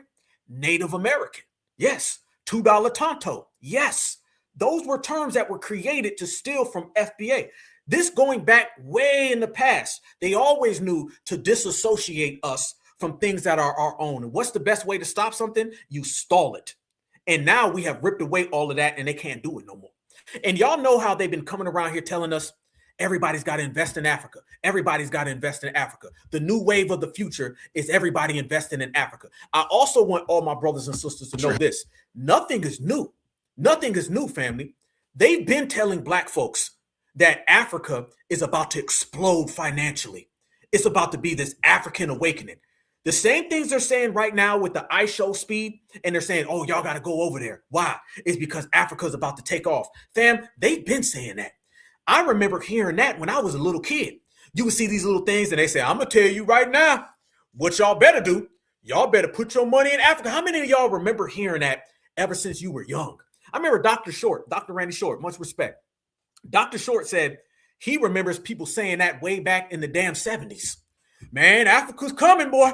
Woo, every week there's some dusty ass person who comes out of some dark hole, and they always are telling black Americans only that Africa's on its way. Africa's coming. In the next 2 years, Africa is about to dominate. In the next 6 months, you better take all your life savings. Take it from your kids' savings. Take your daughter's college money. Take your son's college tuition. The new shoes that you want to buy your kid. Nope, don't get them no shoes. Nope, don't take your wife out for a date. And if you do, don't buy the steak. Go ahead and buy you a small piece of chicken and save the money, because all the money got to go to Africa, because Africa's on the rise. They've been saying that for years. I'm here to let everybody know everything that we expose, family, is everything they've been saying. It's not like we making up new stuff. IShowSpeed right now is the new version of Invest in Africa. Just like the year the return was one. Just like Wakanda. Just like Akon City, and now it's IShowSpeed. But let me tell you a little underlining thing. Black Alpha been telling everybody that Africa is about to go into a dark place. And I've been the only one that you're going to see in media, not just black media, who's been telling the truth about the economic and the social things that are about to explode in Africa. Watch a guy tell you the same damn thing, family. Watch this right here. I seen this and I said, I'd be damned if he ain't saying exactly what the hell we've been talking about. He gonna tell you that Africa is about to get dark. How many people are following what is happening in Africa right now? But it seems that Africa is about to go through some sort of supercontinental African war. There are factions aligning. You have the Sandhill region kind of coalescing over a more authoritarian government, and then you have other nations that are following more of a Western style of governance. And most people already know what's happening in Sudan, the DRC, and Rwanda. You have East Africa dealing with extremism all over the place. Most of the continent is burning. Woo! Like most of the continent is extremely impoverished. There's a high difference between the wealthy and the poor. There's no middle class. I don't see this ending well. Like there has to be some war. There has to be some changing of borders that is coming, because the way we're looking at World War III right now, I think this will be the first, like, how would you say, like country-based, nationalistic, ideology-based war that reaps through Africa. And I don't know if in the next 50 years we will have the same Africa that we have today, if that makes sense. I'm not sure how many people are following what is happening. Damn, D-Zam. Ain't that what I've been saying for the longest amount of time, brothers and sisters? Have I not been saying that verbatim? Have I not been out here telling everybody that's exactly what's about to happen? We've been saying that for how long? Fam, we've been breaking it down. Africa is being positioned right now as a place. I want all my foundational Black Americans to stay the hell away from Africa. First off, it ain't safe because the anti-Black American hatred that they all have. That's number one. You never know. You might go to Africa, especially if you ain't a celebrity, and get messed up. Remember, I told y'all, Pan-Africans are trying to walk us off of a cliff and integrate us into a burning house.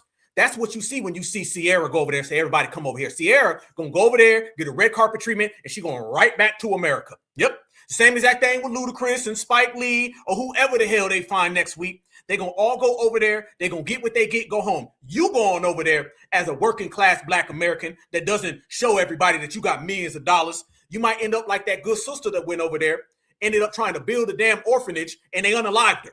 Or the guy who said, I'm going to take my damn money, not take my wife out, not feed my kids. I'm going to go feed Africa. And then next thing you know, boom, what's going to end up happening? They're going to end up taking that from you. Or they're going to take you from you. And the one thing I'm always saying, I'm going to always tell my brothers and sisters, stay out of there. It's my job to make sure I keep my people safe. And Africa ain't the place to be if you're a foundational Black American. You got colonizer everywhere. And them colonizers are about to explode, y'all. They are about to explode. You got the Burkina Faso. You got Donald Trump bombing Nigeria. They still waving. Let me ask y'all this question. What changes have you seen from Africa opposed to the things that you heard about Africa? What I mean by that is this. You heard they backstab each other. You heard there's tribalism. You heard they always escort and walk in every colonizer they see. You've seen plenty of times that they love the dominant society. Let me ask you a question.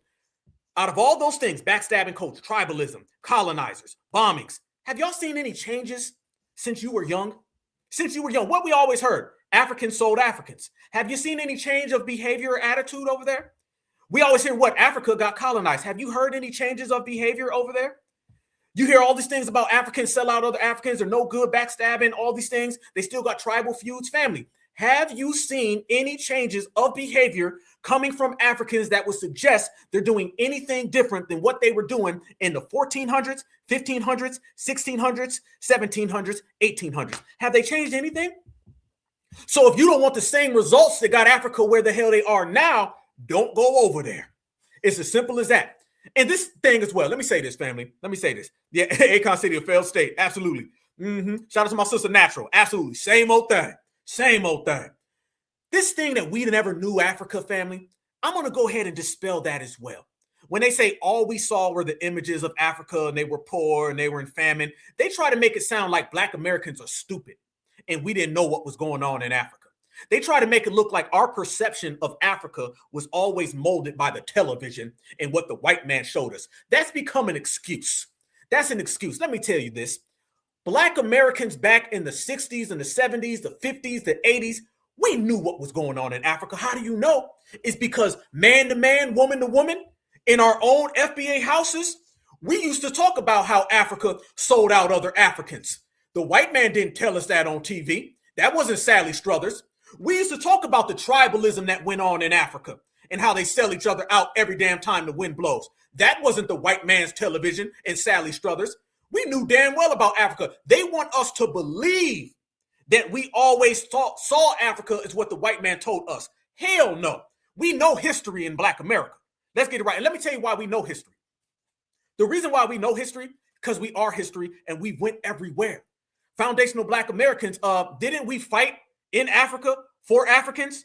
What about Ethiopia? What about South Africa? So how the hell did we only know what the white man showed us on TV, but somehow we knew y'all was being oppressed in Ethiopia? How in the hell did we only know what Sally Struthers told us about Africa? Somehow we flew all the way over to South Africa to help your ass when you didn't want to. We were out here praising Nelson Mandela and Winnie Mandela more than y'all did. Don't try to make it look like Black Americans never understood Africa and every piece of knowledge we got about y'all only came from the television. We do read over here. I know you think we all poor and Akatas and we all ghetto gangbangers, but we're smarter and more intellectual than you. And if you don't believe my words, look at our actions. Y'all are sleeping right now in this environment right goddamn there. Don't come telling me about y'all didn't know nothing. That's an excuse, family. That's a damn excuse. What it really is that they want us to believe that the oppressor taught you about Africa. The oppressor told you we all live in caves. We all live in huts. You don't know nothing because you just stupid American who only knows what white man tell you. No. We know everything because we've been everywhere. And our analysis has showed us that y'all have always laid down and bowed down. Family, let me tell you this. Black Americans don't need Sally Struthers, Feed Africa, or We Are the World to know about Africans. We knew about Africans before and after all of that. Your problem don't need to be what the white man showed on television. Your problem needs to be why he's showing it. Your problem is with him and the images he put out about you. Notice, y'all, they're more mad at us from them perceiving that we learned things off the television from the white man. They're more mad at us about their perception than they are about the white man for making the damn We Are the Worlds. Bypass all of that. We didn't need none of that to know about Africa. We been knew that y'all sold everybody out, backstabbing culture. Black Americans knew that Africans sold Africans way before Sally Struthers ever popped up on television. Black Americans knew that Africans sold Africans way before they sang We Are the World. Black Americans knew that Africans backstabbed other Africans, sold other Africans, and continue to do so way before Pan-Africanism ever existed. And it hurts their feelings because if they know that we know the truth about Africa, then that knows that foundational Black Americans ain't ever going down that path again. That's the difference that they don't really want to talk about. But of course, like everything they don't want to talk about, we gonna continue to talk about it. I love talking about things that make people feel real uncomfortable. Because if you uncomfortable, mean you ain't proud. And if you ain't proud, are you guilty? That's really what it is. The guilt trip that they're on. So the fact that they're running around here trying to pump off IShowSpeed and all this stuff on us, and we keep showing everybody, well, for every time you show us one of those, I'm going to show y'all one of these. Did you see them talking about this with IShowSpeed in Africa? Because last time I checked, y'all, they still out there kicking people out of every country. Watch this. It's foreigners, African migrants to be specific. They are everywhere. And even those who are selling in small shops, they like to put their stock outside, making our street dirty, because where they come from, I don't think they believe in law and order where they come from. I think that's also one of the reasons why their countries have collapsed. These people don't respect the law. It is not correct that African migrants, they come here and trade in an informal market, and they turned our city into a slum. We went into De Villiers again to also address them, to say, if you don't listen to what we are saying, which when we warn them to go back to their countries and fix them, when we tell them that if they don't listen, it will get to a point where they become homeless because they're no longer going to make money anymore in our country. Go home. Go and fix Africa. Go and deal with your corrupt leaders. We are a laughing stock in this world. Everybody's laughing at Africans. Everybody's laughing at us. 2 weeks ago, we were there at De Villiers. We engaged, or we managed to address all the foreigners that were selling there. This cannot be correct. This cannot be correct, South Africa. This cannot be correct. We want all Africans to go and fix their own countries. We want Africans to go and face their own government. We cannot have people running away from their countries, leaving their leaders to loot their resources to come and sell in our streets. To come and people that are destroying. Oh my God. I thought that didn't happen over there. Family, they told us this was something that never really went on. Wait a minute now. Damn it, boy, she do look like some goddamn cake soap. God damn. Woo! You getting cussed out by somebody who wears cake soap. Damn, but wait a minute. You told me that didn't happen, African man, African woman. You told me that IShowSpeed is going to bring in a new era of Africanness, and he's going to heal all generational wounds. But here's the crazy thing about that, y'all. I don't know if y'all remember, we played her before. And do y'all remember we had said, do y'all think she's getting paid by the government? And everybody in the chat was like, hell yeah. That's in South Africa, by the way. In South Africa, they're kicking out the Nigerians, like everybody. The Ghanaians are getting kicked out. The Kenyans are getting kicked out. And there's a complete anti-African movement in South Africa from melanated Africans, right? Crazy, I know, but that's how they operate. Not like us. We found out that that woman is being paid. And she's a notorious anti-immigrant, melanated South African. And she's getting paid. And the African governments over there know who she is. And they don't do nothing. They go like this every time she shows up. And we also seen her running around with a sledgehammer and she's just busting up homes. Hell yeah. She's busting. How many of y'all remember that? Remember she running around there busting homes up, breaking stuff down, really kicking these people out straight up. But I thought that that was going to be some type of unity thing and they was all going to get pancakeism. Damn, that's funny. Man, the comment of the night, pancakeism. Man, that's a good one. Pancake soapism. That's what they over there doing. So she out there with the bleach and she running up on folks. She pouring the damn bleach on her skin with this hand and she got the goddamn bat with this hand and she running all of them out. But hey, that's what's going on because if you look at the immigration crisis in Africa, yes, Africa has an immigration crisis. And I'm not talking about Africans trying to go to Europe or to America. I'm talking about Africans who are trying to migrate amongst Africa, and it ain't going too good for them in the process. Africa right now are the most anti-immigrants than you'll see anywhere in the world. Anywhere in the world. It ain't even close. It ain't even close, man. No. They are absolutely, positively anti-everything. But that's just how it is. So guess what, family? Why would you go over to a place that clearly by that woman's face has a cake soap big problem? And then why would you go to a cake soap problem that doesn't like anybody there? It doesn't make any sense. And it all goes back to exactly the way it boils down. So you see, what we know, that these people got all types of problems. But that problem lies and it exists within the brains of a lot of these Pan-Africans as well. Family, y'all seen the whole Kwanzaa thing that was going on? Remember, Black Americans, we don't represent no type of Kwanzaa. Yeah, absolutely. What do you say? Africa not united? Say it ain't so. I know what to say. We hate to say we told them so, but we told them so. Is it FBA who are the only people who acknowledge and admit that Africans are not united with Africans? Is FBA the only people on the planet Earth, or excuse me, shall I say, are FBA the only people on the planet who keeps it real and keeps it 100 about Africa? Seems to be every time I turn around, there's always an African telling us a story about Africa, one in which we don't hear, one in which we don't see, one in which nobody hears or sees. They're telling us these stories about Africa that, quite frankly, it doesn't work. Are they acting like this is like 1920 and there isn't the internet and you can't just pull up and see Africa has no lights right now? You can't just pull up and see that Africans are kicking Africans out of every single African country in the continent of Africa?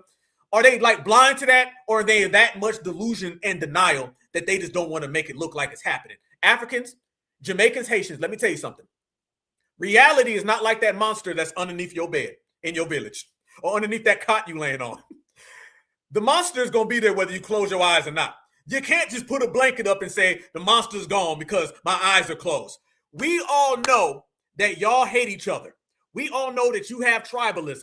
You've had it for years. For the shit, how long, family? Hundreds of years? Thousands of years? Millions of years? You never got along with anybody in Africa. We know that.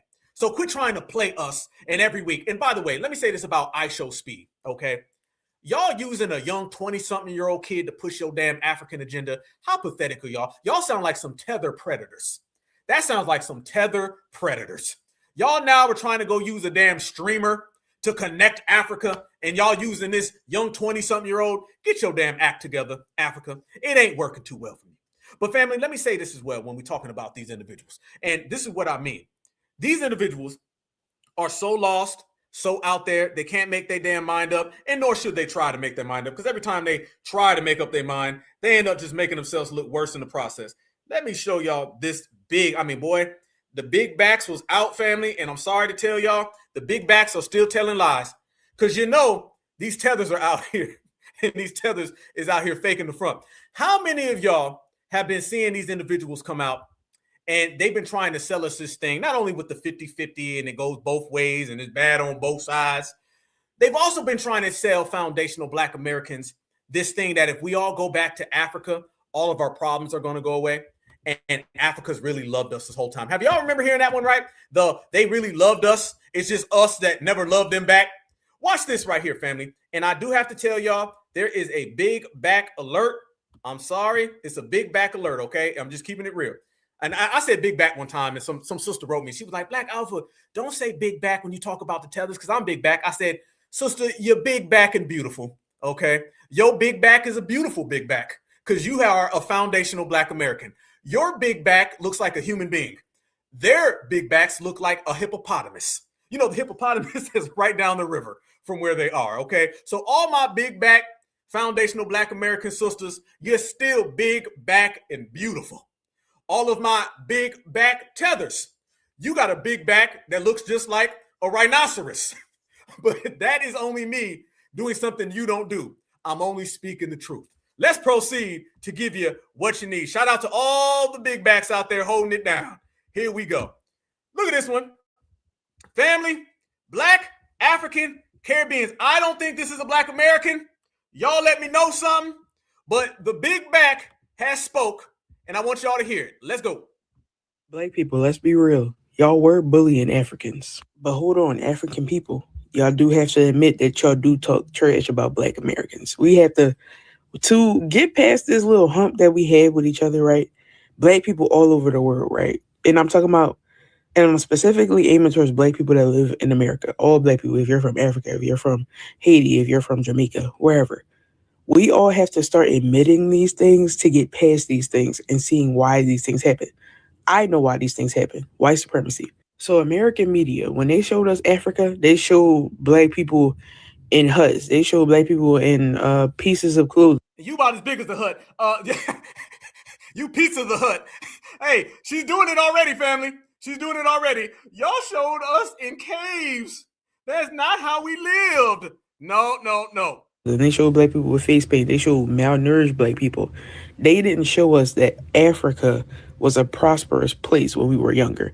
Of course, you could do the research when you get older, but some people are ignorant. They're not going to do the research. So that goes through their head for the rest of their life, right? I could say a lot of black people have that perspective maybe when they're younger because they don't know any better.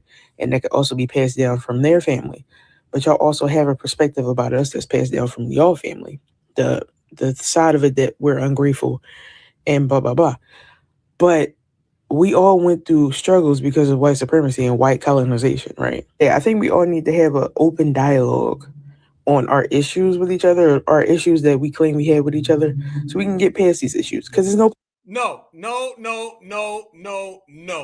Okay? No, there won't be any conversations. We don't need to talk it out. Okay? We've already spoken. We told him what the hell it is, and that's it. Boy, she just talking, boy. We say, nah, she in there talking, boy. We need to talk. We need to speak on it and have a good time talking about it. You look like you be having a good time, and it ain't going for exercise. No offense. Listen up. Family, this is what we mean by these people living in a state of delusion and why it's very, very poisonous and toxic that we attach ourselves to these individuals. I want y'all to notice how I'm seeing y'all in the chat. Y'all funny as hell, boy. I'm telling you, I'll be watching the playbacks and the replays, and I'll sit there for an hour and just laugh. That's why I'm always bragging I got the best damn chat. Can't nobody see us. Hell no. I don't care who channel it is. Tell them I said it. Y'all are number one, certified 100. Family, we got to get the thought process of all these individuals off of us. Let me say this as well. Have y'all been seeing, I'm not going to say no names, have y'all been seeing some of the people in the black media, and they've been running around here? And they've been talking about Kwanzaa. Have y'all been seeing that? I'm not gonna say no names. If y'all know the names of some of the content creators that have been in the chat, that been on here, have y'all been seeing them out here supporting Kwanzaa and that dude, Kawasi guy, whatever? Let's make this clear, and we've said this before. Black Americans don't rock with Kwanzaa at all. And I want y'all to notice the same exact time that Kwanzaa was being pushed on us, that's the same exact time that you end up seeing a lot of this IShowSpeed and a lot of these tethers. And a lot of people been out here talking about we love us some Kwanzaa. No, we don't. We love us some Kawasi. No, we don't. Karinga, that's his name. There you go. Thank you very much. Who we know for a fact is a FBI, CIA asset who got some Black Panthers knocked off. Black Americans don't rock with that at all. Black Americans don't rock with Kwanzaa at all. And that was one of the main things that they used to place this Africanizing on us. I want y'all to remember, what did we just highlight, right? We highlighted the fact that they always try to put Africanization on us. Didn't I tell you people of color, African American, Black and Brown coalition? Those are terms that were specifically, purposely created to Africanize us or other us from America, right? I want everybody to know. I don't want nobody thinking it's no damn coincidence. Ain't nobody just wake up one day and say Black and Brown. Ain't nobody wake up one day and just said people of color. These were purposeful attacks on Black American lineage to associate us with everybody other than ourselves. So I want you to think about how long it's been going on. And that's how long the Africanizing and the erasing us from our indigenous status has been. Kwanzaa, family, they created a damn holiday to Africanize us. A holiday. Not only do you got terms, you got words, you got YouTubers, you got streamers, you got singers, you got rappers, you got movie directors, Spike Lee, that are trying to Africanize us. They came up with a holiday to Africanize foundational Black Americans. Absolutely. It's an attack against us. And I want y'all to know how toxic that has always been. It's always been something that they've always done to try to get foundational Black Americans on some accord that we ain't on. Let me show y'all why I tell everybody how toxic it is. But before I show you the ins and outs about how toxic it is, there's a person out there that wants to tell y'all hello. And this individual celebrates Kwanzaa themselves. And they said from their family to your family, Kwanzaa is a Black American thing that all Black Americans should celebrate. Kamala Harris wants to say happy Kwanzaa to all of you and to all of your families. Go ahead, Miss Collard Greens in the bathtub. We grew up celebrating Kwanzaa. Every year, our family and our extended family, we would gather around across multiple generations, and we tell stories. The kids would sit on the carpet, and the elders would sit in chairs, and we would light the candles, and of course, afterwards, have a beautiful meal. And of course, there was always the discussion of the 7 principles. And my favorite, I have to tell you, was always the one about self-determination, Kujitalia. And, essentially it's about be and do. Be the person you want to be and do the things you want to do and do the things that need to be done. It's about not letting anyone write our future for us, but instead going out and writing it for ourselves. And that principle... Us? What you mean, you people? What you mean, us? Didn't we tell y'all not like us? Y'all ain't like us? How many ways do you want me to phrase it in my foundational Black American vernacular? Bout ain't, bout won't, bout can't. What you mean, us, Camilla? Camilla, get the hell out of here with the Kwanzaa. Nope, Camilla and Kwanzaa with Koringa. Camilla, Kwanzaa, and Koringa, and ain't none of them down for the lineage. But the reason why, fam, we got to move all that out the way, that stuff, fam, is absolutely toxic. Some disturbing video, ended up popping up on the internet about these Kwanzaa celebrations. And do y'all know you had these Kwanzaa Pan-Africans, and they were not only dancing on Foundational Black American, I want to say like grave sites, but do y'all know some old ass Pan-African woman was having a celebration and she put a noose around the neck of a little Black baby to prove her point? Yes, this is why I say it starts with us, it goes to the babies. The same way you seen that little second generation tether saying Martin Luther King built America and he really from Angola or wherever the hell, is the same exact way you see these Pan-Africans trying to pass that defeated mentality down to us. Think about it. When you're talking about a Pan-African or a tether, you're thinking about a defeated mentality. When you're thinking about a leader, a winner, an executor, you're thinking about FBA. Y'all look at this right here, fam. Y'all got to see this one. This is what I'm talking about. This is why we delineate. This is why we regulate. This is why we separate. Look at this. This was just over the holiday weekend. Watch this woman put a noose around a baby and say it's all for Pan-Africanism and Kwanzaa. This is what they doing at the Kwanzaa celebration. They used to hang us, including our babies. We must teach our children about the Black Holocaust. Jews teach their babies all the time. We play too much and we stay too long. So this baby's not too young, because not only would they hang him and his mother, sometimes they would cut. What the hell am I looking at? What the hell is going on with these people?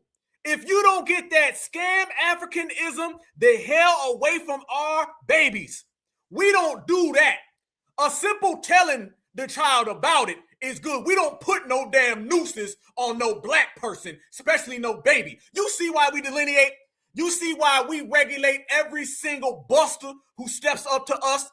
Family, let this provide you the energy to not fall back and to continue to regulate on these people. Him out of his mother's stomach. But this is a noose right here that they use. And he have no earthly idea. But it's up to the mother and father to teach these children. Teach them. It's up to the mother and father to teach them, and your way of teaching them is to put a damn noose on them? Real history. Yeah. Yeah, sure. Oh, hell no. They used to put this collar around your neck as a slave. When you tried to run off, the twigs and everything, the trees would catch and slow you down. That's why we have to preserve right here. Just show the damn kids. Don't put them in them. Just tell them about it. Paint a damn picture. Make a drawing. Pull out a book if you want to teach. You don't teach Black kids about slavery by putting them in the same items that enslaved us. That's only perpetuating and pushing it further. Scam African. These people so barbaric, they made shackles for a baby. Oh gosh. Look, he really. You think it's a game? Baby shackles. Yeah, he does. They're right here. Okay. Now, you my property today. All right.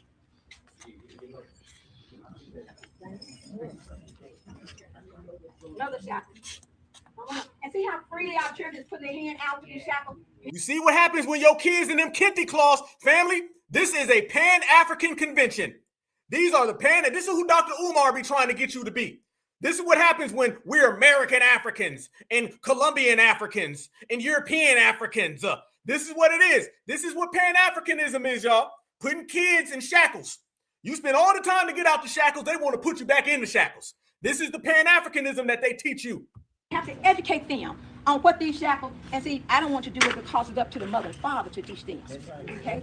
So when you get home, look up, Google shackles, and teach these babies what shackles is all about. It's not my place. Another shackle. Brothers and sisters, I can't. I'm sorry. I can't even look at that no more. I can't look at that no more. Nope. Nope. I cannot look at that. No. Notice, fam, she said Google shackles. Who the hell got to Google shackles? If you know what a damn Google is, then you know what a shackle is. Okay? If you can Google something, then you can go ahead and already know or assert yourself that it is what it is. This woman said, Google shackles. We got to teach the baby. No, she kept saying that too. When she kind of going overboard with it too, she kept saying that we got to teach them.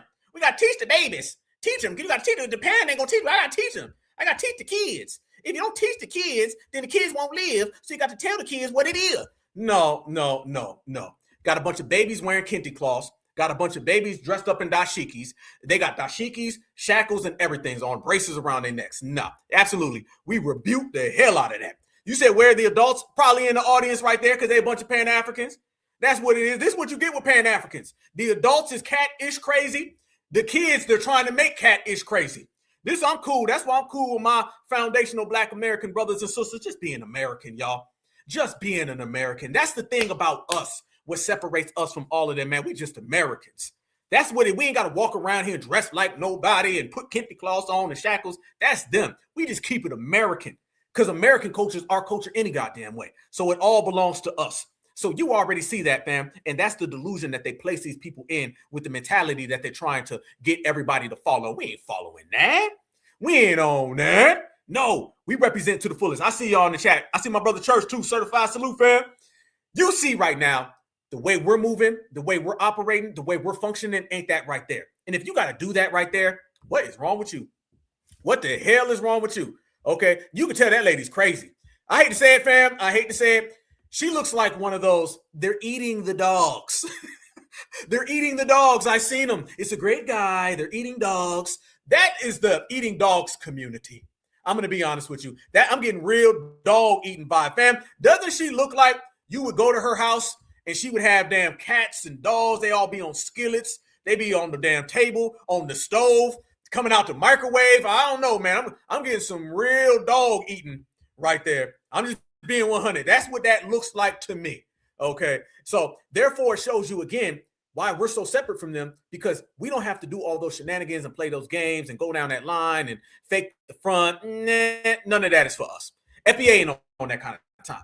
Foundational Black Americans are on a whole different time, with a different level, just move completely in our own way. That right there is the toxicity of Pan-Africanism. So when I tell people that they out here and they're indoctrinating individuals, that's exactly what they're doing. Fam, that's indoctrination. I don't even know how else to even phrase that. That is straight up them just indoctrinating the kids, trying to create a whole new era of Africanized babies. You know what I'm saying? But we're going to be American all damn day long. And fam, when you start talking about these people and how crazy they are, and they're crazy, we can establish that. Did y'all see this right here? Family, they got him. They got him, y'all. Y'all remember the Noah, the Ibu Noah, who told everybody that he was going to free him when the world flooded on Christmas? Well, let me tell y'all, his ass done got arrested. They done arrested him. They done found him. They said, what the hell you got going on over here? And now his ass is in shackles. So if you want to talk about some damn shackles, well, here's the shackles for you. They done got the Ibu Noah. It didn't happen. And he's finally been brought to Scam African justice, I guess. But here you go, family. They done locked this man the hell up.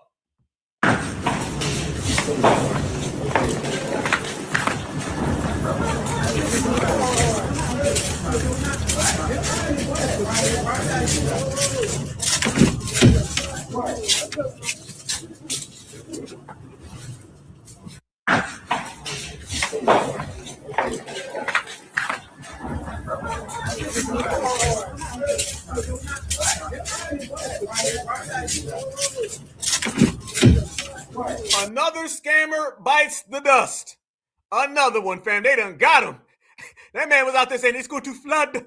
I need all of you to come to this big boat that I created so we can all whisk away into whiteness. That's really what they was, fam. They was trying to whisk away into whiteness, fam. But they still over there falling for that. They still over there going for that. They still over there scamming each other.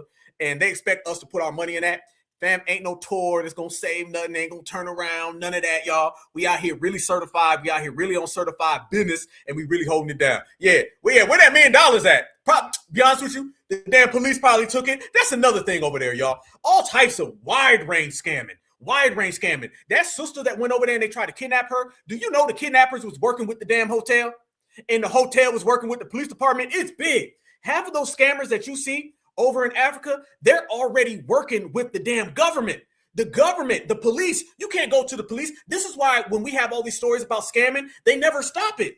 That scammer who's over there scamming black folks when we get off the plane, they be working with the damn government, the damn police chief over there. When they be talking about something, the government is so nice, the police are so good. The police are the biggest scammers over there. The police be the main ones. Half the time, it be their family that be the scammer. And they go and they break the bread. They probably collected all of that damn money, the millions of dollars. The police came and said, we arresting you and we taking the money from you. That's just what it is. Remember that little law that they passed over there where if a woman does not give sex to her husband, she can go to jail? Y'all know the damn government was in on that. They be in on it. They super scam, y'all. It's a whole thing. They say over there in Africa, as soon as you get off the plane, they're over there watching you. They're over there watching you, seeing what you're going to do. And then they calling each other up saying, come on in. Yep. That organ trafficking. Yep. Same thing over there. It goes all the way into the higher ups.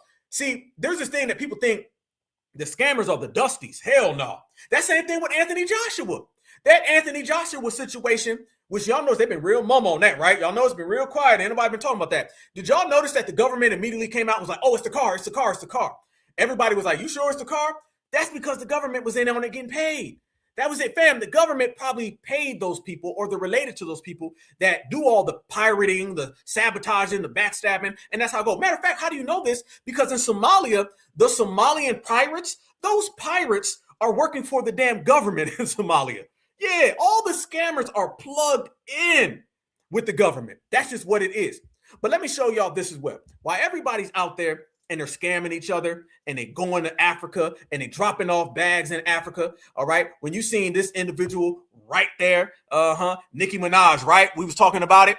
Well, let me tell you something. While the Africans are over there trying to get you to take all of your Black American excellence over to Africa, family, let me show you a real FBA sister. Shout out to Missy Elliott. Missy Elliott done donated $50,000 to families in Virginia, not in Angola, not in Nigeria, not in Kenya. Nope. She done donated $50,000 to families who are out there facing eviction, and she did it over the holiday weekend. Shout out, or holiday season. Shout out to Missy Elliott, fam. And I think this pretty much showed what we were talking about in terms of Africa and all these scammers and how they over there flip-flopping and doing all this stuff. That shows you what we do over here, y'all. You see the excellence? Everybody's been talking about these fake queens of rap, and they've been trying to tell us these damn tethers from Trinidad or one of us. No, the hell they not. They trying to tell us that these tethers, Cardi B, old stank ass, they trying to tell us about them. Oh, no. This is what a certified foundational Black American sister does. She takes that money and she puts it into her own community. She puts it into our community. Hold it down, Missy. Boy, we love us some Missy, don't we? I'm going to tell you one thing about us, man. We going to hold each other down. We gonna hold each other down. I seen that and I want to show y'all that, man, because I was out here smiling. I said, Missy, Missy, Missy. That's what I'm talking about. Missy holding it down all the damn way. And that's how the game is supposed to go. We supposed to keep everything in-house amongst ourselves, amongst the certifieds, amongst the whole team, man. Amongst the whole team. And that's what really we pushing forward. And that's why everything's been going so fast and so smooth. Notice that, y'all. When you keep everything in-house, everything moves with the whole house. We all move together. So shout out to Missy for really holding that down. And just shout out to the whole FBA family tree. You know what I'm saying? FBA family tree, they not like me. And that's what I told everybody. The days of the me, oh, that's over with, y'all. Oh, yeah, it's over with now. Ain't no me. No, let me tell all the Africans out there. I need them to go ahead and do this, okay? Africans been running around here talking about we, okay? We, all right? And I told them they need to flip that, and it needs to be me, as in me and my lineage, Black American, me and my culture, Black American, me and my heritage, Black American. And one thing Black Americans don't do. Yep, shout out to Missy, the FBA queen. Family, and shout out to the whole DMV. Shout out to VA. Shout out. Let me show y'all this right here, though, when we're talking about it, right? FBA, there's a lot of things that we call out when we see people moving in a funny way. When we see people doing things in a strange, very odd, backdoor, conniving behaviors, we know that these people ain't like us, never been like us, never will be like us. That's established. That's all said and good. But you know, one of the main things that started raising FBA flags and why Foundational Black Americans, we started saying that right there. And we were looking at this whole IShowSpeed's situation as a funny style situation, and this whole African thing as a real funny situation. And why we was looking at all of them looking like that right there. I'm just being honest. The reason why, family, is because typically where you see some funny style Africanizing of Foundational Black Americans, you see a supremacist. And where you see a supremacist behind all of this, it lets you know people who say they're American, but from Angola, people who say they were born here, but then say they were born somewhere else. And then when they try to tell us that we're all one and they're out there hanging out with Akon, family, you typically see some W's behind them. And the W that popped up on IShowSpeed's feed a long time ago was this guy. President of Ohio, rise up. That was real. Watch his lips. Look at his lips. IShowSpeed is watching this video and know that I want to become the next. Watch his lips. Besides him being the best musician that ever existed, I think he could also be the best president that the United States ever had. Rise up. That's not, bro. Bro, I think everything's fake. IShowSpeed is watching this. I want him to know that I'd like him to become the next president of the United States. Take all the screenshots you want to. Take every screenshot you got. The eyes is bucking because you ain't saying nothing. The nostrils are bucking because you ain't got nothing. Joe Biden pops up right there. IShowSpeed, I believe, should be the president of the United States. I don't know if that was fake. I don't know if that was real, but I remember when it happened, and I remember him jumping for joy because Joe Biden mentioned his name. And Black Alpha pressed pause so all of y'all can see how far they take all that damn bucking. Damn. So one thing we know for certain, one thing we know for sure, is whenever somebody comes around here and they start trying to tell you that you need to go back to Africa, you're a big old African, and they run around and they say things like that right there. Or when they say they're going to tease everybody so everybody can see where they're really from. Or when people say that he's the ambassador for Black folks. Or when they say they don't like being in America because it's so far behind. And then when they show you Joe Biden and they bucking them damn eyes like that, just know there's only one Foundational Black American society, one in which we all belong to, one in which if your paperwork don't line up, don't act right, and is off, we gonna check it. And when we check your paperwork, we gonna check you. And if you get checked, just know that you got to deal with it because you can't do nothing about it. Let me tell y'all one more thing for your mind, my good brothers and sisters. Boy, we done had some tethers in the chat tonight, ain't we? Boy, them damn tethers up in here deep. Shout out to all the tethers hating on us, man. Much respect, tethers. You know what I'm saying? Go ahead and get you some deodorant, man. I heard the deodorant, they got half deodorant, man. You get it half priced. Half-price deodorant. You can't beat it. Get you some deodorant and get off the damn internet. That's the thing I need you to do. All right? Get off the internet. Put the keyboard down. Quit snapshotting pictures of Black Alpha and Certified Black Society and get your ass some deodorant because it's waiting on you. But one thing we know for certain is Black Americans, we use deodorant. Tethers don't. Black Americans, we got hairlines. Tethers don't. Black Americans, we do not walk around here with dusty ass flip-flops. Tethers do. And when Foundational Black Americans spot you, we let you know the damn difference. And the difference is so evidently clear. Tell them, black man. Man, one thing about Black American men, we ain't just having our toes out too tough. Like if you see a black man in America with some goddamn chancletas on or some damn, just any type of open-toe shoes, some sandals, and his feet is out, bare feet. 9 times out of 10, he ain't from here. He a foreigner. Like he's either gonna be African or an islander. Cause most niggas already know. But we got some socks on, because we might have to elude the authorities. We might have to hop a goddamn fence around them motherfucker. You hear me? Like, we cannot afford to just be barefoot out there, bitch. Hell no. Hey, talking about no. Man, one thing. Tell it how it is. Tell it how it is, family. They running around here, toes out, dusty, musty, crusty, ain't got no money, bucking your teeth, bucking your eyes, bucking your nostrils, and ain't got a buck to show for it. Black Americans ain't on that time. Thing about Black American men, we ain't just having our toes out too tough. Like if you see a black man in America with some goddamn chancletas on or some damn, just any type of open-toe shoes, some sandals, and his feet is out, bare feet. 9 times out of 10, he ain't from here. He a foreigner. Like he's either gonna be African or an islander. Cause most niggas already know. But we got some socks on, because we might have to elude the authorities. We might have to hop a goddamn fence around them motherfucker. You hear me? Like, we cannot afford to just be barefoot out there, bitch. Hell no. Hey, talking about no. Man, one thing about... Woo! Tell it how it is. Tell it how it is. Tell it how it is. Why they mad when every single thing we say is true?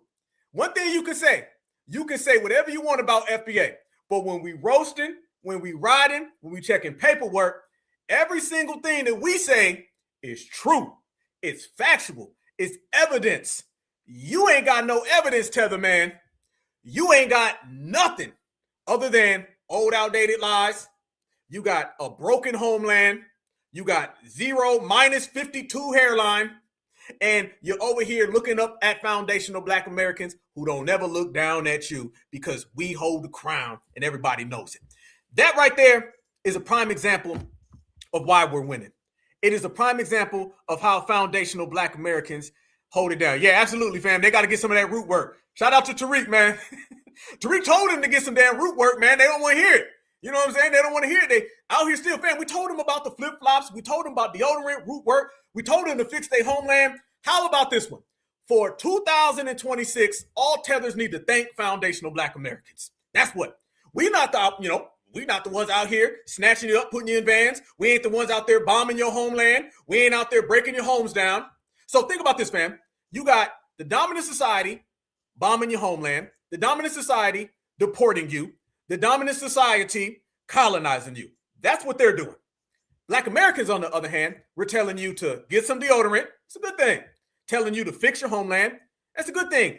I might even tell you to go get one of them FBA hair transplants that Akon got. Okay, just so Akon doesn't have to ride around and stalk IShowSpeed everywhere he goes. So family, that is an FBA hair transplant. That is root work deodorant and fix your own homeland. You can thank us later because Foundational Black Americans is just some real regulators.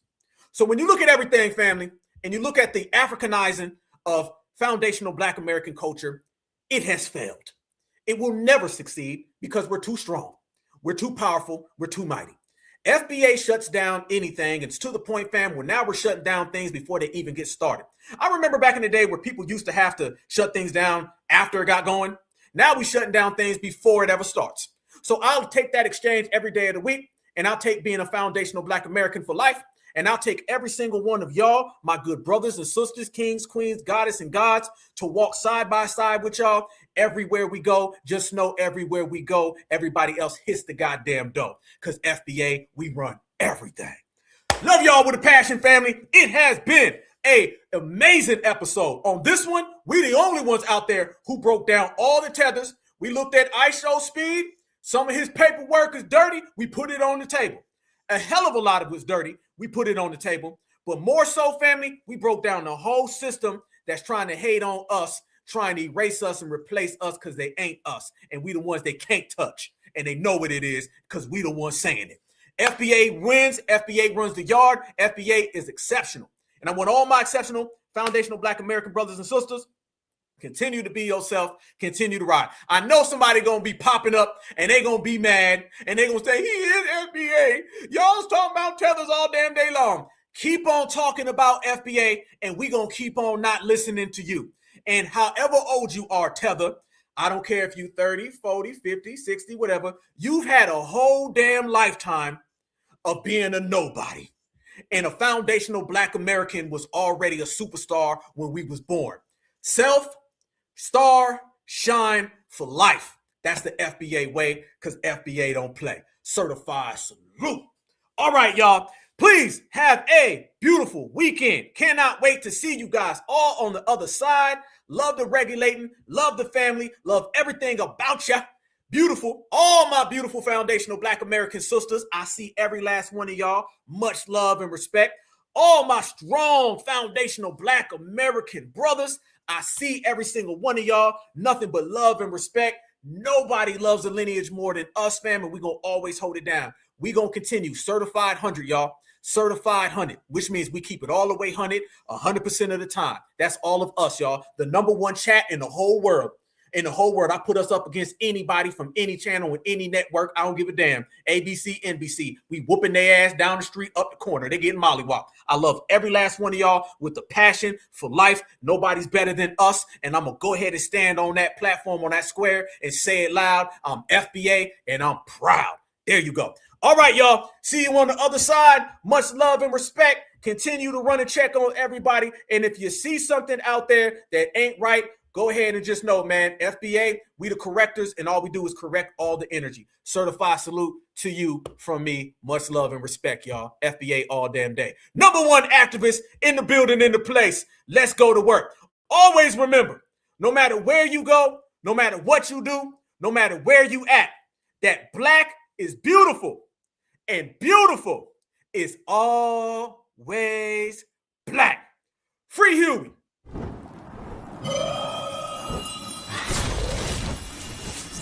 Black Alpha Network, home of Black excellence, power to the people.